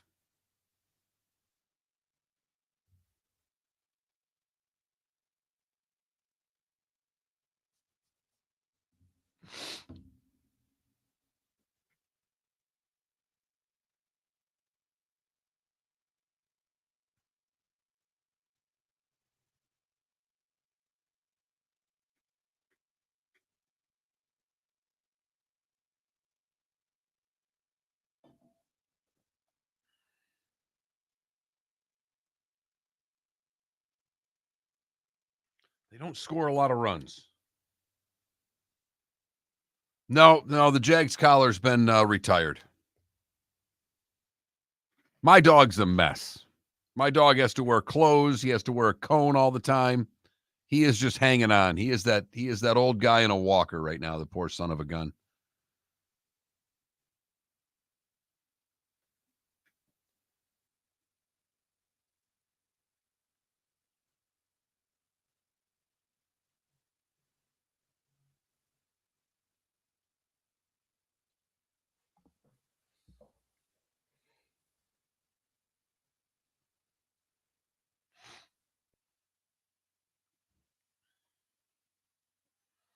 They just don't score a lot of runs, Ambient. That's the thing that they are offensively challenged. It's tough to keep winning bullpen games. I mean, they've got two starters. It would be remarkable.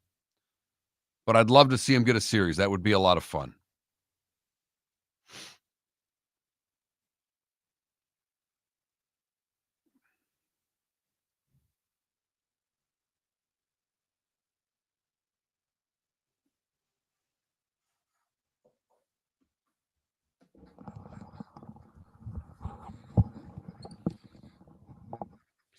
You know, David, there's even less teams over 500 now in football. I was just going to get to that. I literally made it. No, I've been waiting for it. I've been ready for you the whole show. I knew it was coming.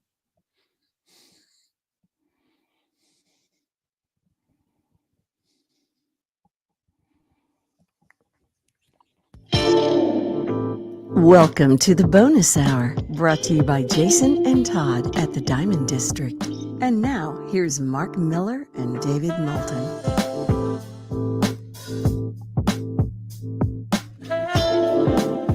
21 minutes past the hour. Miller and Moulton, millerandmoulton.com. Miller_Moulton on X. It's the Diamond District bonus hour, the 239 and the 904. Thanks so much for being with us. 2 Monday Night Football games tonight. The Titans and the Dolphins are the early one on ESPN. The Seahawks and the Lions are the late one on ABC. ESPN2 has the baseball doubleheader. Mets and Braves in Atlanta, 110, 440 are when the games are currently scheduled. You know, Mark, I like to do something that drives you nuts more times than not. And so I'm going to do it again. It's if the playoffs were to start today segment of Miller and Moulton. Oh, boy. Uh-huh. But it's a lot done of 500 teams making the playoffs, David. That's the one thing I do know. See, that's where I was going. There is a method to the nerdiness, the madness, however it is you want to phrase it. Do you know, Mark, that right now we only have 9 teams in the NFL? 9 with a winning record. And if Seattle were to beat Detroit, we'd only have 8, correct? The 4 division leaders in both conferences would be the only 8 teams with a winning record. 3-1 Bills, 3-1 Steelers, 3-1 Texans, 4-0 Chiefs. By the way, can we do a sidebar on the Chiefs? It's not official yet, but it's feared that Rashee Rice has a torn ACL and he's out for the year. Hollywood Brown is out for the year, right? I thought he was coming back. Okay. Out for a very long time, though. Yes. Pacheco, their running back, is going to miss at least half the year, right? That's correct. And they got rid of Tony. I mean, they got the young kid from Texas who caught a 54-yard touchdown yesterday, but they're getting pretty thin with the weaponry. I mean, how many teams? The Rice injury is critical. He'd become their best receiver. He had established a little something with Mahomes. Mm-hmm. That's a big injury right there. And their top running back's out. And his backup, by the way, Edwards-Helaire, is, for off-the-field reasons, not playing right now. No guarantee he's going to come back either. I mean, they're 4-0, but they are pretty thin offensively. Yes, they are. Going forward. Yes, they are, David. And you wonder if the Chiefs will be proactive here in the next couple weeks. Like Nick in our Twitch chat room says, Chiefs getting Kyle Pitts. I will say, with the way the Falcons are using him, I got money says he's traded before the deadline. I got money that the Falcons are like, yeah, we're not re-signing him to a long-term deal. We're going to cut bait. I mean, didn't the Lions do that with Hawkinson, trade him to the Vikings? They did. Now they had drafted his replacement though already, and they liked him, so they said we can afford to trade him. But they got a really good pick for him. But Hollywood Brown's hurt and is out for a while. And they think it could be a while. They're pretty sure Rice is out for the year. And their top running back's going to miss half the year. I just throwing that out there about the Chiefs. Yes, they're 4-0, the only AFC team that is such. NFC, 3-1 Washington, 4-0 Minnesota, 3-1 Tampa Bay, and currently 3-0 Seattle, who obviously, even if they lose, will be a winning team. Just quickly, yes or no, David? Commanders win the division? No. Vikings win the division?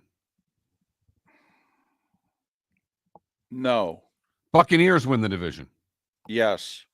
Seahawks win the division? You know, I almost went there. You know, I did. I'll say no. I mean, it's just interesting. Here we are at the quarter pole, basically. And I'm with you that 3 of the 4 teams who are leading their divisions will not win their divisions. But I do think all 4 will be playoff teams. Oh, that's not true. I'm not sold on Washington being a playoff team. But if I had to bet $20 right now on the 4 division leaders in the NFC, I would bet on 3 of them making the playoffs. The Vikings have won me over. Hard not to have the Vikings win you over after going to Green Bay and winning, after beating the Niners. I mean, their wins are impressive right now. Well, they beat the snot. I mean, they really, 10 of the 12 quarters that they played against San Francisco, Houston, and Green Bay, they beat the snot out of those teams. Yes, they did. I mean, they are kicking good teams' butts. I mean, Mark, this to me is kind of like a college football poll where a lot of people might vote the Chiefs number 1 because they're the 2-time defending champions and they're undefeated. But I'm being very serious right now. You had to fill out a power poll right now in the NFL, whether you believe it or not. The most impressive team 4 weeks into the year is the Minnesota Vikings. David, they're plus 57 in point differential. No, that's winning every game by 14. For what it's worth, your wild cards today are the Jets, the Colts, and the Ravens. It's complicated, 2-2. You got conference record. Then in the case of why are the Raiders not in? Because they have a really good conference record, because you have to line the divisions first before you then take into consideration who's in the conference. The Raiders are technically behind the Chargers because they lost to them, even though they have a better conference record. So anyway, The 2-2 teams who would make the playoffs today are the Jets, the Colts, and the Ravens. So, Mark, my point is if the Dolphins win tonight, they're in the playoffs as of tonight. Their 2-2 would be playoff worthy. Because remember, who would their 2 wins be against? AFC teams. That's helpful. That's why the Jets lost to the Broncos. Oof, circle that sucker. That could be costly in 3 months. 60 yards Bo Nix threw for and won the game. 60. It's like the Michigan quarterback the week before threw for 32. Yeah, but in college you can see that. It's a lot more difficult to see it happening on Sunday, David. True. By the way, your NFC wildcard teams as of today, Detroit, they're 2-1. That helps. Atlanta, and I believe New Orleans is the 7. So the South would get 3. The Eagles and Cowboys as of today lose out in terms of tiebreakers. Never mind Green Bay and anybody else. But yeah, we have 9 teams with winning records. And it could drop to 8 if Seattle beats Detroit. Bizarro land of the NFL. This is the parody that everybody wants. Well, not only that, the 72 Dolphins right now only have to worry about 3 teams, and after tonight, it could be 2, right? We'd be KC and Minnesota after tonight. Month into the season. And does anybody really think they're going to last that long? The way Kansas City's winning games and the Vikings, despite the fact that they're doing great things,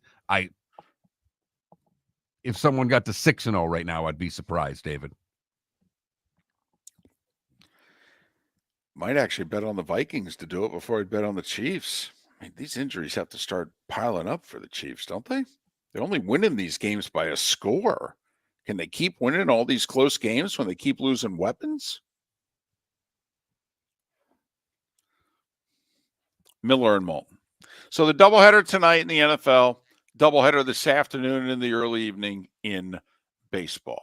And just keep in mind, only 9 winning teams right now in the NFL a month into the season. Remarkable. Good, bad, and ugly. What's on tap? Today's the day when. All coming up. Honey, you want to come out? I haven't seen you since Glass Doctor installed our custom shower enclosure. No thanks. Well, you can't keep eating breakfast in the shower, and laminating your magazines is getting expensive.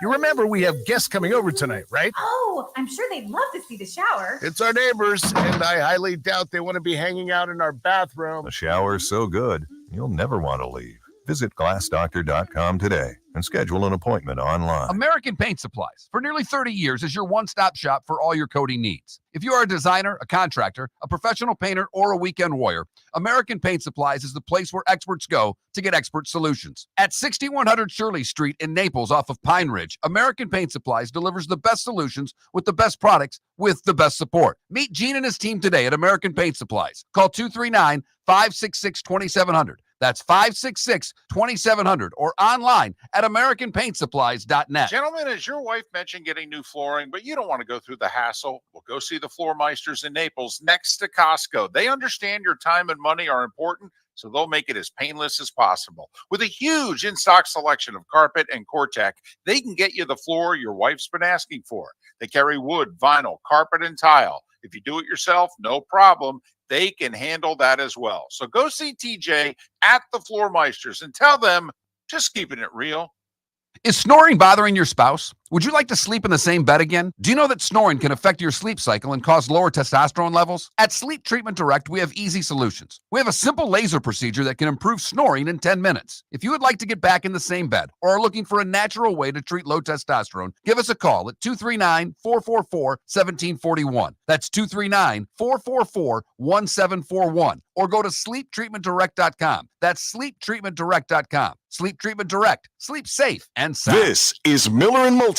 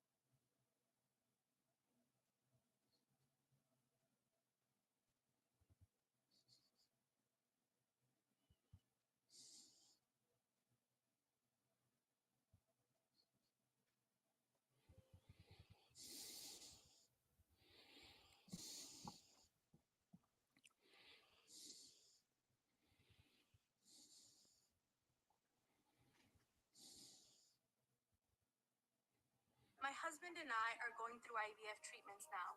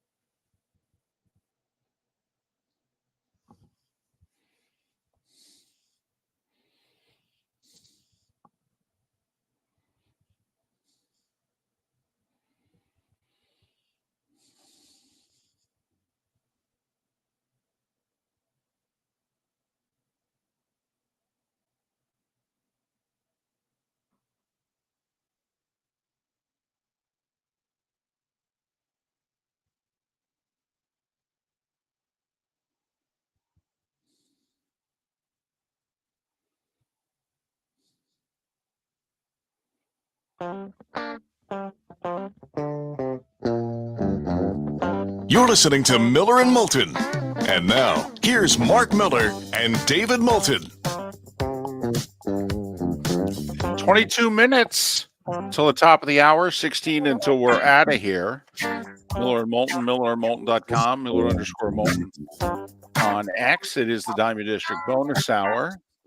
Thanks for being with us. Miller and Moulton proud to be broadcasting from the Floormeister studio, which today half the studio's in Detroit, getting ready for Monday Night Football. Man, those guys, they build stuff quick. The crew we have, David, and the amount of people we have doing the work behind the scenes on this show is staggering. The fact that we can get a Floormeister studio built in Jersey, Detroit, Jacksonville. I mean, we were in multiple cities in multiple days once again.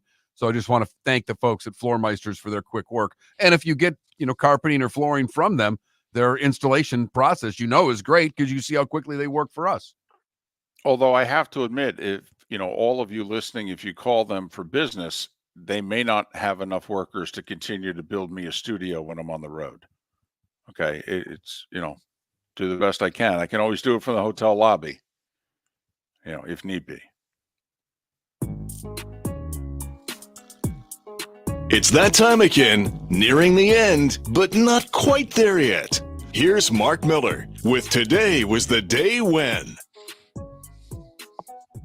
Start in 1927. Babe Ruth hits home run number 60. Record-setting home run at that time. 1947, the first televised World Series game. The Yankees beat the Brooklyn Dodgers 5-3 in Game 1. It also featured the largest World Series crowd to date. There were 73,000 plus at that one. James Dean is killed in a car crash at the age of 24 today in 1955. Only one of his movies had been released at the time of his death. Rebel Without a Cause and Giant had been completed but had not yet been released. So he was, on his way to superstardom, dies in the car wreck. It becomes a legend, if you will, because the next, I think just days later, Rebel Without a Cause was released. The Flintstones premiered on ABC today in 1960. Speaking of legends. Got that right. Roberto Clemente becomes the 11th player to record 3,000 hits today in 1972. Would be his last.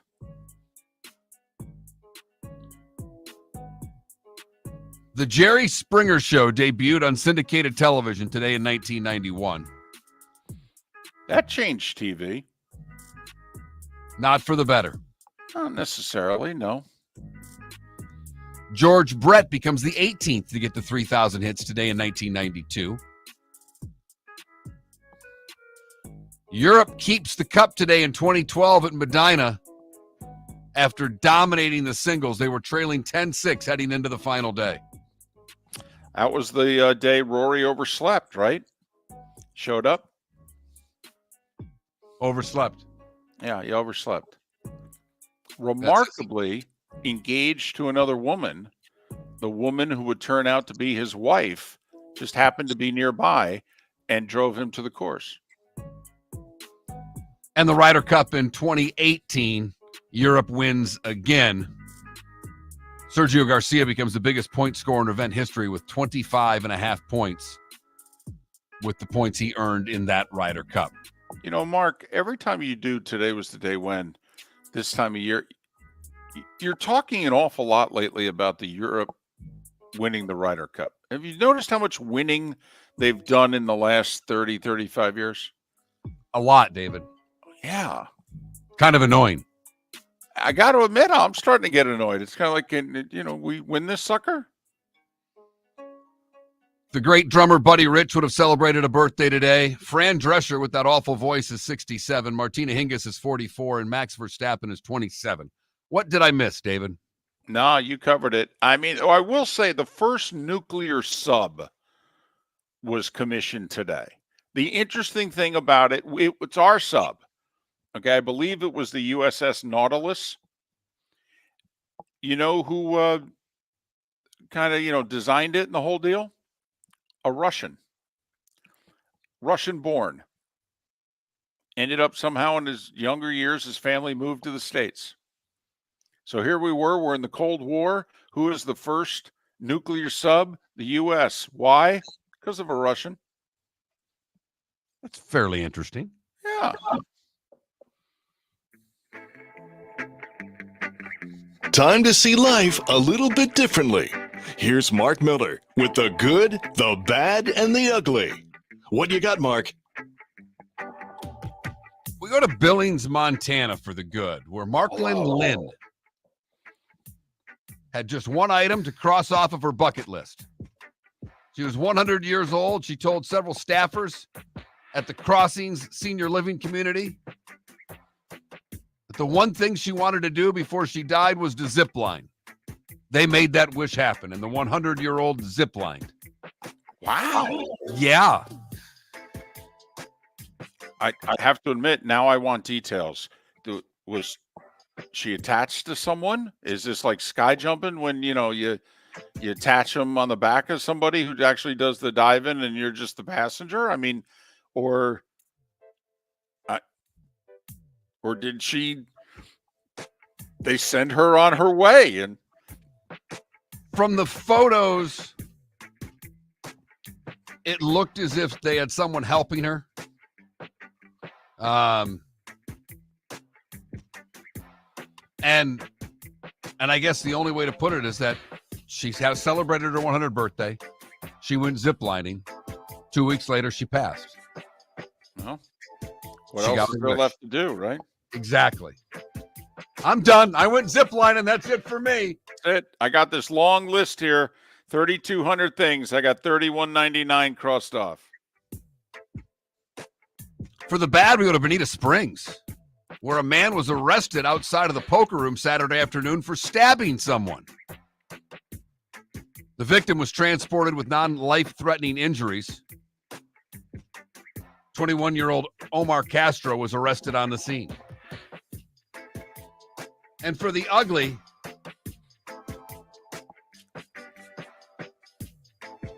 we go to the roads once again, where A shopping plaza standoff left one lady who would not move for a semi-truck, yelling and screaming at a semi-truck driver trying to get into a grocery store. She wouldn't move. When called a Karen, she said, "You're blocking me illegally. Shall I call the police? I'm not a blanking Karen, and I don't want to do that." When you say you're not a blanking Karen, aren't you admitting that you are a Karen? Well, you certainly know the ingredients to be one. And that is the good, the bad, and the ugly on today, Monday, September 30th. The good, the bad, and the ugly brought to you by the Cape Coral Police Department. Go to capecops.com, capecops.com. They are still looking for new officers and are giving a $10,000 signing bonus to new officers that sign up. Go to capecops.com. So we've talked about it, the baseball doubleheader, a little after 1 o'clock, and then between 4:30 and 5, the Mets and Braves, each team needs a win to make the playoffs. If there's a sweep, whoever loses both games is out, and the Arizona Diamondbacks are in their place. If the Braves win, well, really, whoever emerges from Atlanta, if the Braves win 1, they're the 5 seed. If the Mets do the sweeping, they're the 5 seed. Arizona can only be a 6 in the National League. So if Arizona makes the playoffs, they're going to Milwaukee. And whoever comes out the better seed of Atlanta's got to go to San Diego. They play 1 hour later tomorrow than does the 6 seed. The 3-6 matchup's a 7:30 Eastern game. The 4-5 matchup's an 8:30 p.m. Eastern game. I think we're going to get the split, David. I do too. Largely because I don't think the team that wins plays very hard in game 2. Well, and I don't think they play many people. I mean, this is how much of a geek, Mark, I am. I actually went through the Mets pitching staff during the show today and wrote down the pitchers that are without question unavailable. And then thinking, well, who's left that they pitch today and really don't want to have to use anybody else more?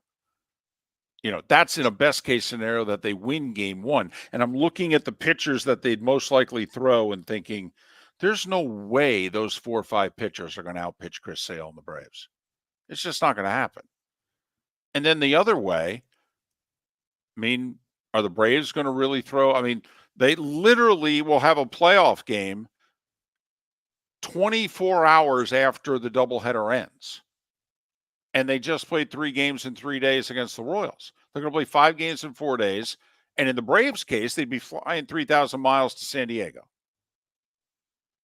Are they literally going to want to use a single pitcher that they want available to pitch tomorrow against the Padres? David, I'm not being at all silly when I say this. I will not be surprised if in game 2, the winner of game 1 throws a position player for a couple of innings if they have to. I'm not. I think the only way that would happen is if it was already like 11-2. I Which don't it think could be. It could be. It could be.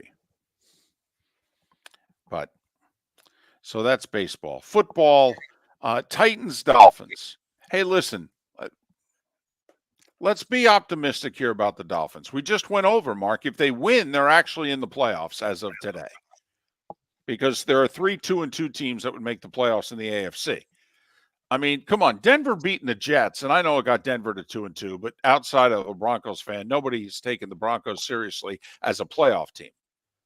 The Colts are a 2-2 playoff team right now, and, you know, the Chargers are banged up. Yeah, Baltimore's 2-2. We think they're going to make the playoffs. But, I mean, you know, Mark, we talked about it late in the year. The Dolphins play the Jets twice. Best case scenario, Tua's coming back in a month. They got to get through this. They're 0-1 without Tua. They win tonight. Okay, 2 more games and then the bye. Can you hand the reins back to Tua in a best case scenario 3-3? And in order for that to happen, tonight's a must win. It really is. You're playing a bad football team. It is all the cliches that you want to throw at Miami for tonight. They all apply to see what this team's made out of. Tyler Huntley will get the start for the Dolphins. Boyle's the backup. So that's how banged up Skylar Thompson is. A whole bunch of guys are missing the Seattle-Detroit game because of injuries. There's even one guy that's missing it due to illness. Branch, by the way, is out for the Lions. Okay, he's out. Effects of a concussion, and then he got sick. So 2 things to keep in mind for what it's worth. There's no better play-action passer in the NFL right now than Jared Goff. You go back the last 3 years since he became the guy in Detroit. There's nobody who's thrown for more yards, more touchdowns, and a better completion percentage off play action than Jared Goff, which once again goes back to them throwing the ball 50 times against Tampa Bay. Seriously, I mean, Dan Campbell said, I lost this game. Yeah, you did. The fact that you didn't say at any point in time to Ben Johnson during that game, can we run the ball, please? Even if you want to throw it, can we run it? So I would look for Detroit. Heavy dose, try to soften up Seattle, who's had trouble defending the run in recent years. And then the Lions do big damage off play action. And Geno Smith, Mark, the reason he's so much better going to Seattle than he was, he's cut his interception ratio by nearly 2/3. And he throws the ball a little shorter than he used to.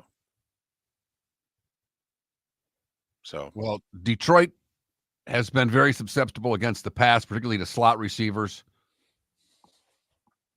They give up a lot of yards to the guy in the slot. So I expect that to be more of the same tonight. I think this is a high-scoring game. I got the Lions. I'm laying the points. We did it at 3.5. It's currently 4. Who do you like tonight? I like Detroit and Tennessee. I just don't think Miami gets it done. Well, if they don't, their season's over. You can't beat an 0-3 team at home. Your season's over. Miller and Moulton. David Sampson, Pat Kerwin tomorrow. Thanks for listening. Gentlemen, as your wife mentioned getting new flooring, but you don't want to go through the hassle, well, go see the Floor Meisters in Naples next to Costco. They understand your time and money are important, so they'll make it as painless as possible. With a huge in-stock selection of carpet and Cortec, they can get you the floor your wife's been asking for. They carry wood, vinyl, carpet, and tile. If you do it yourself, no problem. They can handle that as well. So go see TJ at the Floor Meisters and tell them, just keeping it real. At Physical Therapy and Balance Centers, our goal is to help you love your life. When your life is sidelined by an injury, dizziness, surgery, or condition keeping you from doing what you love, we're here to help you heal and feel your best. Our therapist evaluation will determine the root cause of your health challenges, resulting in a unique treatment plan customized just for you. Visit www.physical.com to find your nearest location and see how we can help you love your life. Wine glasses never fall over until you get a brand new rug. Oh no! Ketchup bottles act normal till you're wearing a new shirt. Oh, you kidding me? And rocks slide peacefully on the road till the day you get a brand new windshield. Then they fly up off the road and attack without mercy. That's why new windshields from Glass Doctor come with our windshield protection plan. Unlimited repairs and one replacement for 12 months. Don't just fix it, protect it. Glass Doctor, a neighborly company. The Cape Coral Police Department is growing. They are currently looking for police officers and are offering a $10,000 signing bonus to newly hired officers. If you desire a career in law enforcement, or if you are already in law enforcement and thinking about making a move to a better agency, think Cape Coral Police Department. If you're looking for a police department that is committed to excellence, that invests in the highest level of training, state-of-the-art equipment, and some of the highest compensation in all of Southwest Florida, then the Cape Coral Police Department is for you.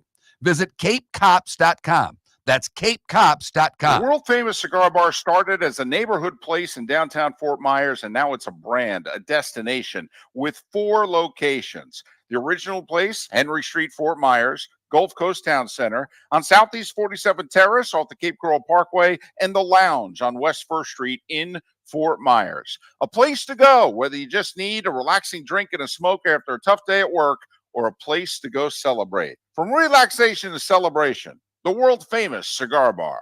Visit Jason and Todd at the Diamond District. A natural diamond is the oldest artifact you will ever touch, and each is one of a kind. Jason and Todd at the Diamond District would like to meet you personally and share their love of natural diamonds and the positive impact of purchasing a natural diamond. We promise that in our vault sits the largest selection of GIA-certified natural diamonds at the most competitive prices in the world. Jason and Todd look forward to shaking your hand and welcoming you to their Diamond District family. This is Miller and Moulton.